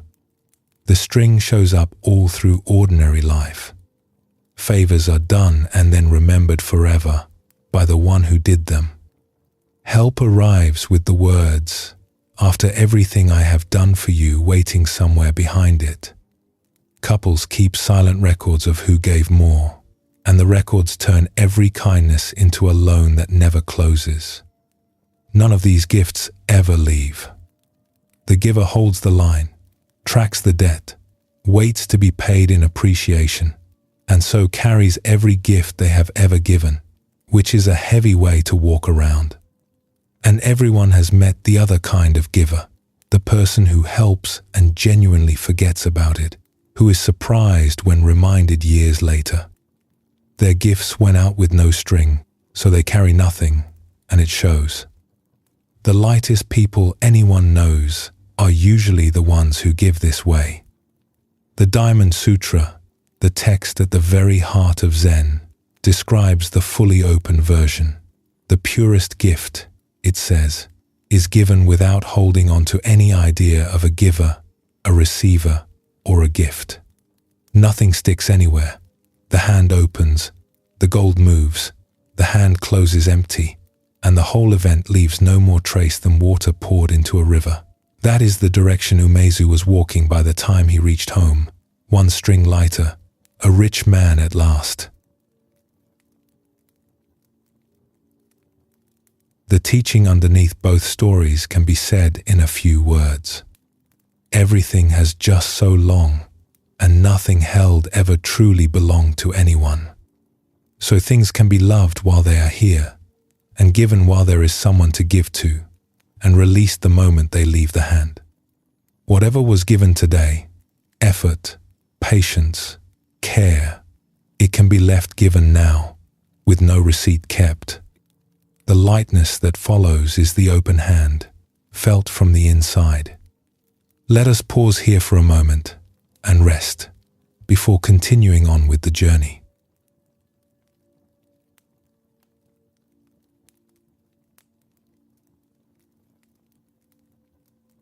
There is an old Buddhist teaching, kept alive in every Zen temple, about the 8 worldly winds. They come in 4 pairs: gain and loss, praise and blame, success and failure, pleasure and pain. These winds blow through every life, the teaching says, and they blow in both directions for everyone. Nobody arranges their life so well that only the pleasant four arrive. Whoever is praised will someday be blamed. Whoever gains will someday lose. The winds take turns, and they ask no one's permission. The pairs are the heart of the teaching. Each pleasant wind comes joined to its opposite, so a person cannot chase one without inviting the other. Whoever lives for praise has agreed, without knowing it, to be crushed by blame, because both winds move the same person by the same handle. Whoever needs to win has signed up to be undone by losing. This is why chasing the good winds never produces a steady life. The chase itself is the instability. Most people spend enormous effort trying to control the weather. They chase the good winds and build walls against the bad ones, and the effort never ends, because the winds never stop. Zen points somewhere else entirely. Peace comes from becoming like the mountain the winds blow over. The mountain feels every storm. It is touched by heat and cold, rain and drought, and it does not argue with any of them. It simply remains what it is, while the weather does what weather does. That is what acceptance means in this tradition, and it is different from giving up. Acceptance is the end of the argument with what has already happened. What has happened, entirely, and no amount of protest changes one detail of it. The protest only spends the strength that the present moment needs.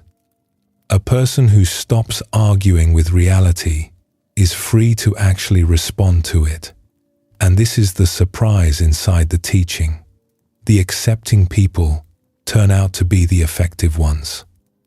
The Master Hakuin lived this acceptance so completely that his whole story can be told around 3 words. There was once a master named Hakuin who lived in a small village in Japan and was praised by everyone around him as a man of pure life.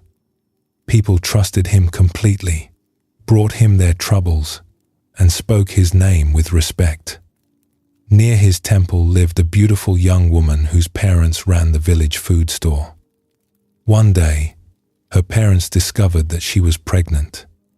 She was unmarried, and they were furious. They demanded to know who the father was. At first, she refused to say anything, but under their pressure, day after day, she finally named the one person no one would dare to doubt. She said it was Hakuin. Her parents went straight to the master in a rage. They stood before him and accused him of everything, of hypocrisy, of disgracing their daughter, of deceiving the whole village. "Is that so?" Was all he said. When the child was born, the parents brought the baby to Hakuin and left it with him. "This is your doing," they told him. "You will raise it." By then, the story of his disgrace had spread everywhere. His reputation was gone. The people who had honored him for years now crossed the street to avoid him. None of this appeared to trouble him. He took the baby in and cared for it with complete attention. He went to the neighbors to obtain milk, and whatever else the little one needed, he provided. He carried the child with him, fed it, and kept it warm through every season of that year, a disgraced man raising a baby that the whole village believed was the proof of his lie. A year passed. The young mother could bear it no longer, and she told her parents the truth. The real father was a young man who worked in the fish market. Her parents were horrified at what they had done. They went to Hakuin at once, bowed to the ground, apologized over and over, and asked to take the child back. Hakuin was willing. He brought the baby out and handed it over gently. And as he gave up the child he had raised for a year, all he said was, "Is that so?" The same three words met opposite winds. When blame came, when his name was ruined and his life's work dismissed, he said, "Is that so?" When vindication came, when the village returned his honor with apologies, he said the same thing. Praise and blame arrived at his door a year apart, and they found the same man both times. His peace never depended on which wind was blowing. The words themselves are exact. Is that so? They deny nothing and claim nothing. They simply receive what has arrived. Hakuin never confessed to something false, and he also never defended himself. He knew he had not fathered the child. What he accepted was the situation as it actually stood. A village believes a story. A baby needs care. This is what today is. His reputation lived in other people's minds, and other people's minds were never his to manage. So he let go of the one thing he could not control and gave himself fully to the one thing he could, which was his own conduct. His conduct is the answer to anyone who hears acceptance as weakness. Hakuin did more that year than anyone else in the story. The villagers busied themselves spreading the tale and managing their opinions of him. Hakuin obtained milk and kept a baby warm through the winter. Acceptance did nothing to soften him. It freed him. All the strength that protest would have consumed, the explaining, the defending, the resenting, went into care instead. A person at war with their circumstances has little left over for anyone. A person at peace with their circumstances is available. The words are also usable, and this is part of why the story has lasted. Is that so? Makes a small space between an event and the reaction to it. News arrives, the accusation, the criticism, the sudden change of plans, and the words hold it at the door for one breath before anything gets decided about it. In that breath, there is room to see what has actually happened, apart from what it threatens or promises. Most damage in a hard moment comes from the first reaction, the words sent in anger, the story instantly believed, and Hakuin's phrase is a way of letting the first reaction pass unspent. It concedes nothing. It only declines to be blown. Of all the winds, blame may be the one that moves people most, because reputation feels like part of the self. It is not. Reputation is a picture of a person, kept in other people's minds, drawn from whatever they happen to have heard.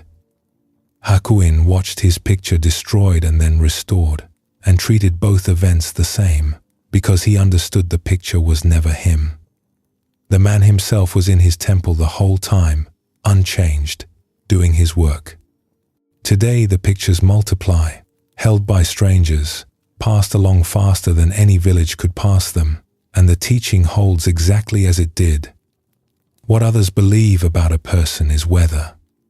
What a person actually does is the mountain. Being wrongly judged is one of the hardest winds, and everyone knows some version of it. The rumor that was believed, the blame taken for someone else's mistake, the reputation dented by a story that was never true. The instinct is to live in the imaginary courtroom, arguing the case day and night, waiting for the vindication that will finally settle everything. Hakuin's second, is that so? Is the honest news about that vindication. It came, completely, the whole village at his door in apology, and it changed almost nothing in him, because his peace had never been in their hands to take or to return. Whatever the people around him decided, he had been the same man all year, feeding the same child. A Buddhist teacher named Sono, a woman whose wisdom was known far beyond her own village, received visitors from every direction. People traveled long distances to see her, carrying every kind of trouble, sickness, poverty, grief, families at war with themselves. And to every person who came, Whatever the trouble was, Sono gave the same instruction. Every morning and every evening, and whenever anything happens to you, say these words: "Thank you for everything.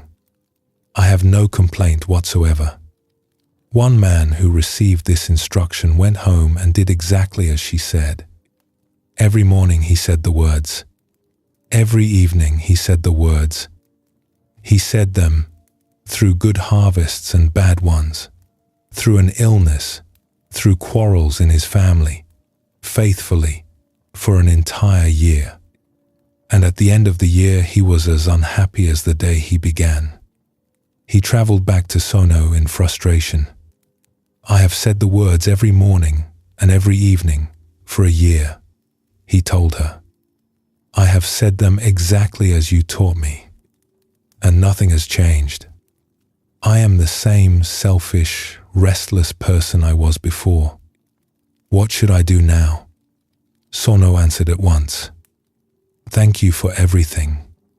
I have no complaint whatsoever."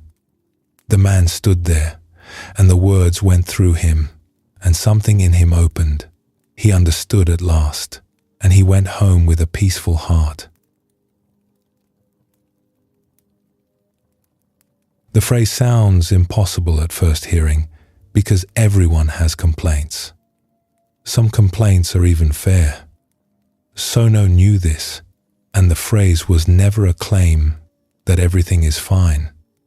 It is a practice, a direction to lean the mind, the same as a stretch leans a body somewhere it does not naturally go. Complaint says, "This moment should be different." The phrase says, "This moment can be received." Each repetition is one small rehearsal of receiving. The year of failure was part of the teaching.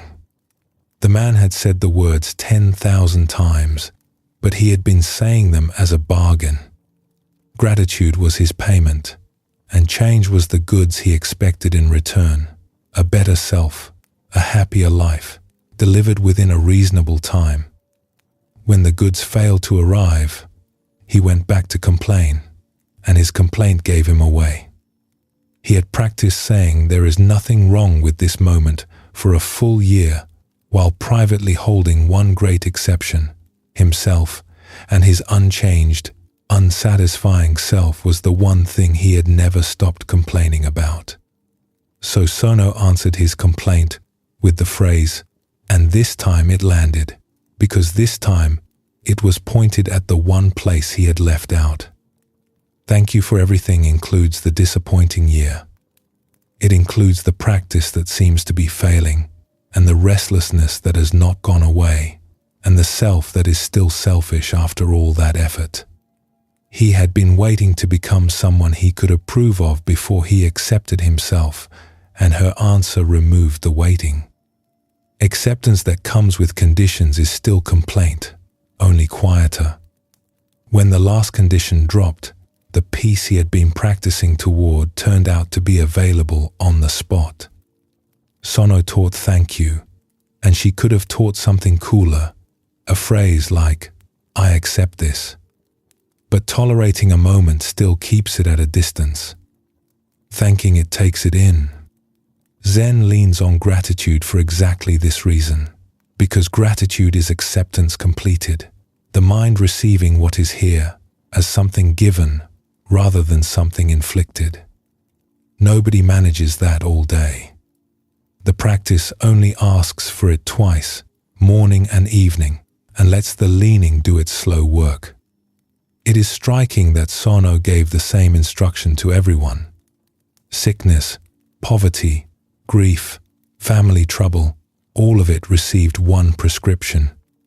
She was not ignoring the differences between their problems. She had seen what sat underneath all of them. Each visitor's circumstances were different, and each visitor's suffering had the same second layer: the argument with the circumstances, the constant inner statement that this should not be happening. Her phrase went after that layer, the one thing every trouble had in common, and the one thing the practice could actually reach. Most waiting works like his. Peace gets scheduled for after the conditions improve, when the job comes through, when the health returns, when I finally become the calmer person I mean to be. The conditions keep moving, and the peace stays scheduled. Sono's phrase practices peace under present conditions, which are the only conditions there ever are. And it turns out that the mind leaned toward thank you, again and again, does slowly change, in the one way the man never expected. The circumstances stay as mixed as anyone's. The argument with them ends. The winds will still be blowing tomorrow. Some of what arrives will be wanted and some will not, and none of it will ask permission first. What can end, and can end tonight, is the argument. Whatever this day actually was, it was this, and it is complete now, and it can be received the same as Hakuin received his year, without protest and without defense. Sono's words are small enough to keep. Thank you for everything. I have no complaint whatsoever. Said once, softly, they are a fair description of a mind ready to rest. Let us pause here for a moment and rest before continuing on with the journey.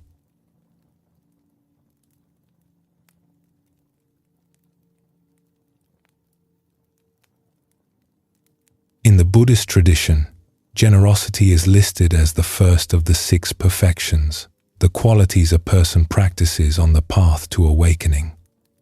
It comes first for a reason.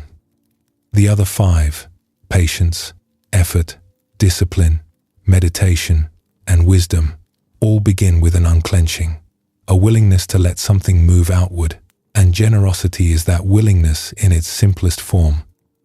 A closed hand cannot practice anything. An open one is ready for all of it. Zen took this teaching and stripped it down further. In Zen, generosity is less about what is given and more about what the giving reveals. A person who can give freely has, in that moment, stopped clinging. The gift is evidence. It proves that the giver is not entirely ruled by fear, that something in them is larger than the need to hold on. And this evidence runs in both directions.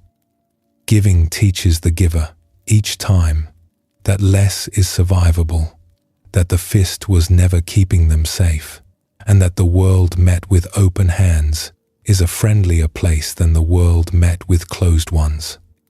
The next 2 stories both take place in the dark. In both, a thief arrives, and in both, the thief is met with something he did not expect. There was once a Zen master named Ryokan, who lived alone in a tiny hut at the foot of a mountain. He owned almost nothing. A few robes, a cooking pot, a writing brush, and his begging bowl were the whole of it. He had been born into a wealthy family and had left it all behind as a young man. And what he found on the other side of that leaving was not poverty but a kind of open space that filled itself. He spent his days writing poetry and sitting in meditation. The farmers nearby left food at his door when they could, and he accepted what came and wanted nothing else. One evening, Ryokan came home from a walk to find a thief inside his hut.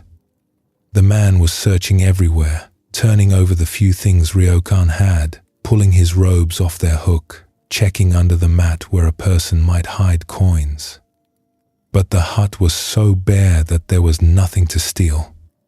The thief grew more and more frustrated, checking places he had already checked, finding nothing. By the time Ryokan appeared in the doorway, the man was standing in the middle of the small room with empty hands. Ryokan stood in the doorway and watched. He felt no anger. The man had come all this way, risked punishment, and there was nothing here for him. Ryokan felt sorry for him. "You have come a long way to visit me," he said, "and you should not leave empty-handed. Please take my clothes as a gift." He took off his outer robe and held it out. The thief was so startled that he grabbed the robe and ran off into the night without a word. Ryokan stood in his doorway wearing only his underclothes and looked up. The moon was full, and the mountain and the trees and the path the thief had taken were all bright with it. He stood there for a long time. "Poor fellow," he said. "I wish I could have given him this beautiful moon." The thief came to take, and there was nothing to take. That is the first teaching, and it is very practical. A life stripped to what is needed turns out to be a life with almost nothing to lose, and a person with nothing to lose is free in a way that most people never experience. Ryokan's calm at the door was not courage. It was simple. What was there to protect? A pot and a brush. The thief could have had them too, and Ryokan would still have had the moon, and the mountain, and his own mind. His offer of the robe went further. He did not give it because he should, or because a teaching told him to. He gave it because a man stood in front of him with nothing, having failed even at stealing, and Ryokan's first response was sympathy. That response came from a place underneath strategy, underneath even kindness as a practice. It was simply what a person does when the walls between self and other have thinned enough, the way a hand reaches out to steady a stranger who is falling. The hand does not decide. It moves. And then the moon. Ryokan stood half-dressed in the cold and wished he could give the thief something that cannot be stolen, wrapped, or sold. The moon belonged to everyone already. It lit the thief's road home the same as it lit Ryokan's doorway, and the thief was walking through it without seeing it, because a person running cannot look up. This is the sadness inside the story, and it is a sadness that extends far beyond one thief on a mountain road. Most people are walking through the moon most of the time, surrounded by what is freely given, the light, the air, the fact of being alive at all, and seeing none of it because they are moving too fast and watching the wrong things. Ryokan later wrote a poem about the evening. He said that the thief had left behind the moon in the window. What was most valuable about the hut was the one thing the thief could not have carried out, and it was still there after everything else was offered. That is a fair picture of any life, examined honestly. The possessions sit at the surface. Underneath them, untouchable, sits everything that actually matters, and it cannot be taken because it was never an object in the first place. There is something in this for daily life, and it goes past thieves and mountain huts. Most of what is truly valuable cannot be taken. Health comes and goes on its own terms, but the ability to pay attention, to care, to be moved by a night sky, these lie deeper than anything a thief can reach, deeper than anything a bad year can reach. People spend years guarding the pot and the brush, the salary, the title, the house, and the guarding keeps them from looking up. The guard is always on duty, always scanning, always tensed against loss, and the tension is the price of every possession it protects. Ryokan, stripped of everything guardable, was the richest man in the story. He had the moon, and all it cost was having nothing in the way. The less there is to protect, the more there is to enjoy. That is not philosophy. It is an observation anyone can check against their own lightest and heaviest days. There was once a master named Shichiri Kojun who sat meditating alone one evening when a man entered his house carrying a knife. The room was dim, a single lamp burning, and Shichiri was facing the wall in the manner of Zen meditation. He heard the man come in. He heard the breathing, quick and rough, the breathing of someone afraid. The man told him he wanted money. Shichiri did not turn around. "You will find money in that drawer over there," he said, pointing behind him. "Take what you need. But leave me a little, because I have to pay my taxes tomorrow." The thief stood for a moment, unsure of what was happening. Then he went to the drawer and took most of the money. He stuffed it into his clothes and moved toward the door. He was almost out when Shichiri called after him. When you receive a gift from someone, it is proper to say, "Thank you." The thief stopped in the doorway. No one he had ever robbed had spoken to him this way. The man with his back to him, still facing the wall, still sitting, had just called the money a gift. After a moment, the thief said, "Thank you," and disappeared into the night. Some time later, the man was caught for another crime and brought before a judge. Among his confessions, he admitted to robbing Shichiri's house. The master was called in as a witness. "This man did not rob me," said Shichiri. "I gave him the money. He even thanked me for it." The thief served his sentence for his other crimes, and when he was released, the first place he went was Shichiri's house. He bowed at the door and asked to become his student, and Shichiri accepted him. Shichiri did 3 things that no one in the thief's experience had ever done. First, he stayed calm. A man with a knife stood in his room, and Shichiri kept meditating. His calm was not performed.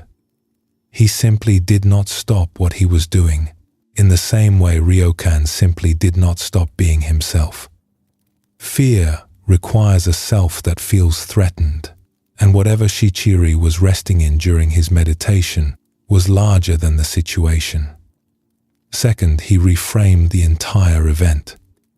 By telling the thief to leave a little for the taxes, he turned a robbery into a transaction between 2 people with needs. The money moved, but it moved as a gift, not as a theft. And when he asked for a thank you, he completed the reframing. The thief had entered the room as a criminal. He left it as a guest who had been given something, and the difference between those two was not a trick.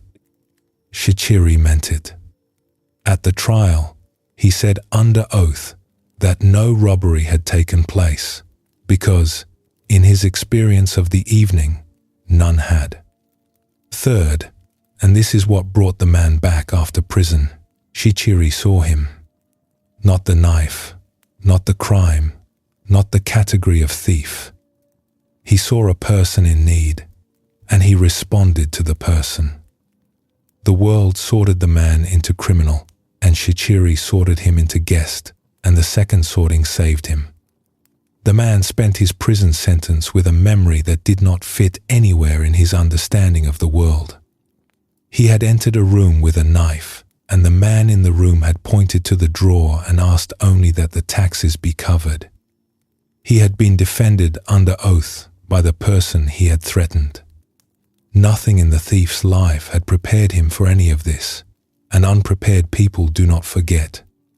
Whatever hardness had brought him to that room with a knife, it met something in Shichiri's house that was harder in a different direction, the hardness of a person who simply could not be made to see an enemy where he saw a guest. Zen teaches that every person who appears in front of us is, in that moment, the whole of our practice.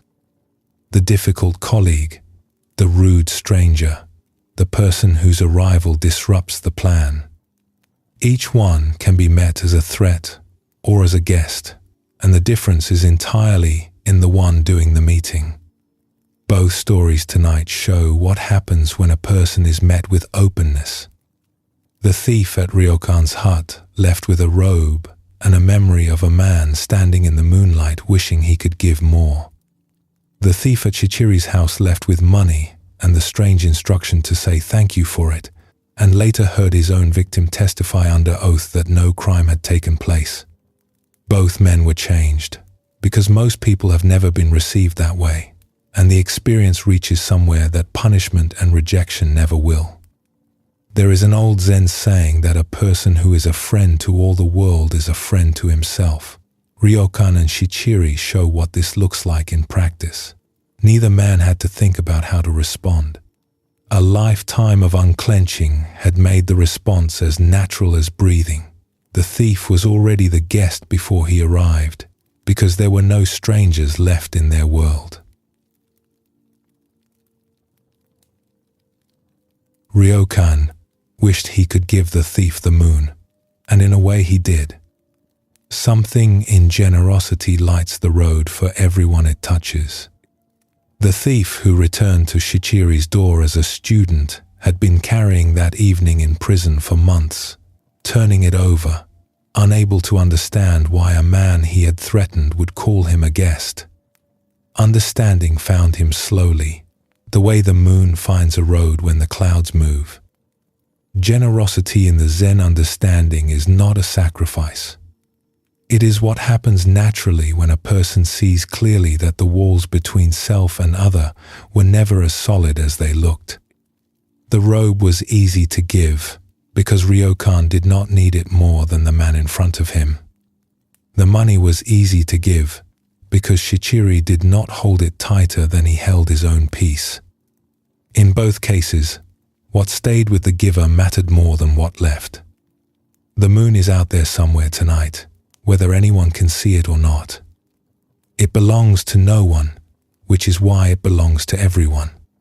Everything that matters most works this way.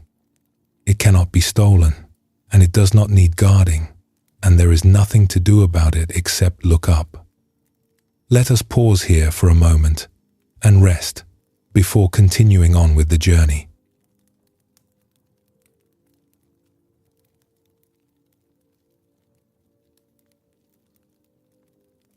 Zen has a question.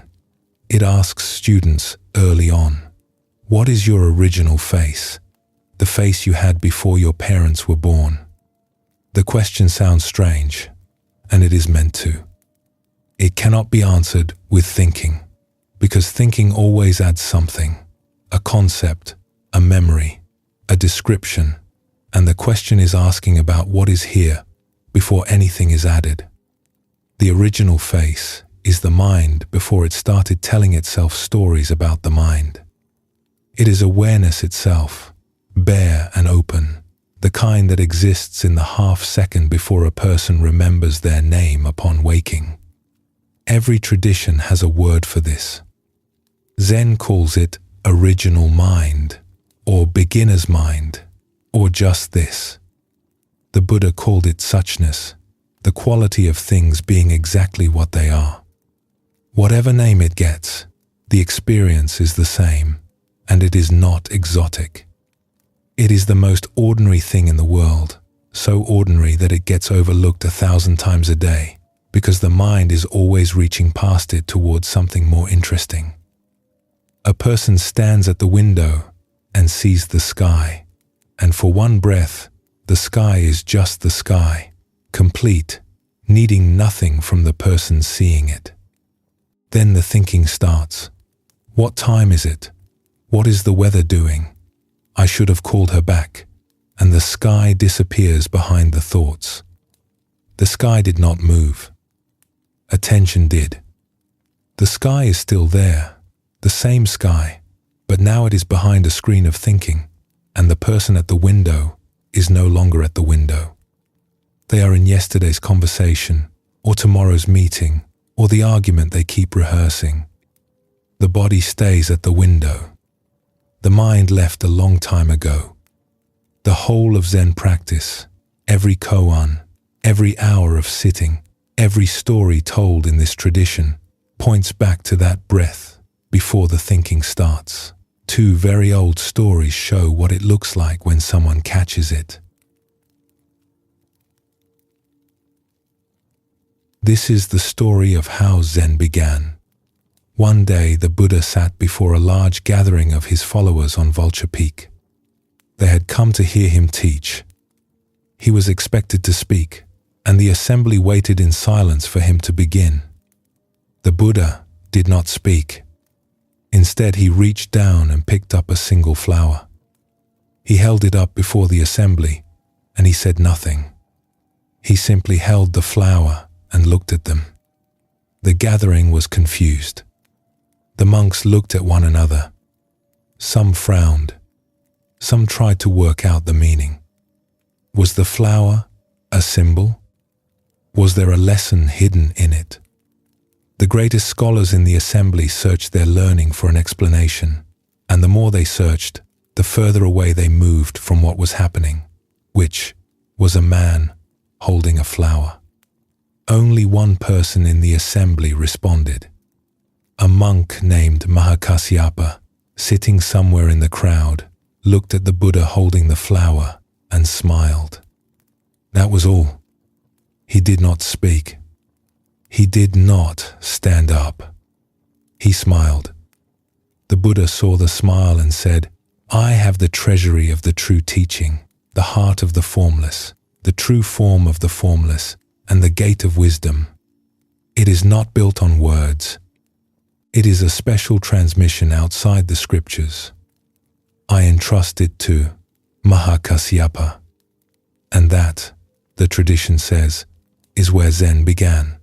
One flower held up in silence, one smile. The teaching passed between them without a word, and everything that followed, every master and every temple and every koan for the next 25 centuries, traces back to that single moment on the mountainside. The scholars in the assembly did what the mind always does. They went looking. They searched their training, their scriptures, their categories, trying to find the box the flower belonged in, and while they searched, the flower was right there, being a flower, and they were somewhere else entirely. Mahakasyapa did the one thing no one else in the assembly thought to do. He saw what was in front of him. A flower held up. Nothing to solve. Nothing to decode. Just a flower, and the man holding it, and the morning air of Vulture Peak, and the fact of being alive and present for all of it. His smile was the proof that he had received the teaching, because the teaching and the flower were the same thing. This is what Zen means by direct experience. The tradition has always been wary of words, including its own. Words are maps, and maps are useful, and a map is never the territory. A person can study every description of water ever written and still not know what water feels like on the hand. The scholars on Vulture Peak were reading maps. Mahakasyapa put his hand in the water. The same choice shows up 100 times a day, and it is rarely recognized as a choice because the thinking happens so fast. A child holds up a drawing. A friend says something honest over a meal. The first snow of the year is falling outside a window.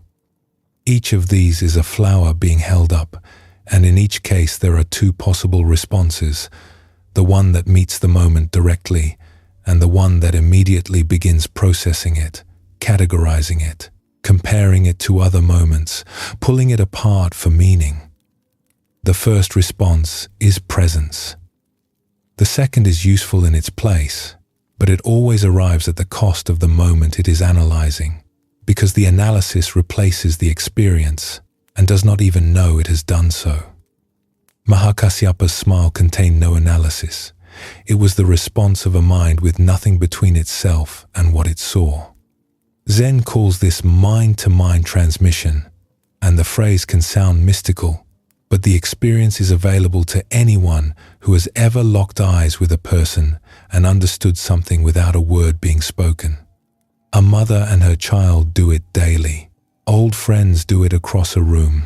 The flower was that kind of communication, stripped to its simplest form, and the smile was its receipt. There was once a young monk named Fayan who had finished his training and was setting out on a pilgrimage across China to visit the great masters. On his way out, he passed through the temple of Master Dizang and stopped there briefly because of the rain. Dizang saw him sitting by the gate with his traveling pack and his walking stick, waiting for the weather to clear. "Where are you going?" Dizang asked.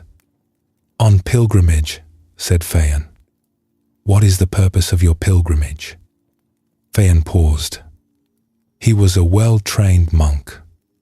He had answers available, good ones, about deepening his practice and seeking understanding. But something in the question, or something in the way Dizang asked it, made him hesitate. He looked at the master and said honestly, "I don't know." Dizang said, "Not knowing is most intimate." Fayan did not leave. He stayed at the temple and studied with Dizang, and in time he became one of the great masters of his generation, the founder of an entire school of Zen that bears his name to this day. Fayan had set out on a pilgrimage to find something. Understanding, depth, the approval of great masters, whatever it was out there, somewhere ahead of him on the road, and he was walking toward it. Dizang stopped him with a question so simple that it could not be answered with any of his training. "What is this pilgrimage for?" And Fayan, to his credit, told the truth. "I don't know." That answer was the turning point of his life, because it was the first honest thing he had said about his search. Every other answer, every prepared purpose, every spiritual reason for the journey would have been a map. "I don't know" was the hand in the water. And Dizang's response confirmed it. Not knowing is most intimate. Not knowing is closer to the truth than any answer you could have given me, because the truth is not a destination you walk toward. It is the ground you are standing on, and you are standing on it right now, in the rain, by my gate, with your pack on your back, not knowing. This is the same teaching as the flower from the other side. Mahakasyapa saw a flower and did not reach for an explanation. Fayan was asked a question and did not reach for an answer. In both cases, what remained when the reaching stopped was intimacy with what was actually there. The flower, the rain, the gate, the honest admission of not knowing. Presence is always what is left when the searching stops, because presence was what the searching was moving through the whole time, unnoticed, the way a fish moves through water without ever discovering water. The modern mind finds this difficult because modern life rewards knowing. Knowing is safety. Knowing is competence. Knowing is the preparation that stands between a person and disaster. To walk into a room or a conversation or a decision and say, "I don't know," feels like failure. Dizang's teaching says the opposite.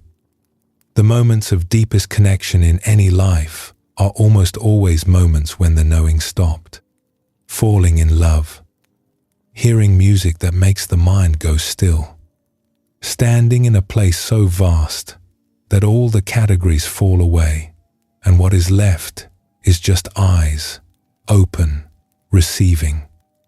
These moments are intimate precisely because the usual machinery has paused, and the person is, for once, simply here, without a map between themselves and what they see.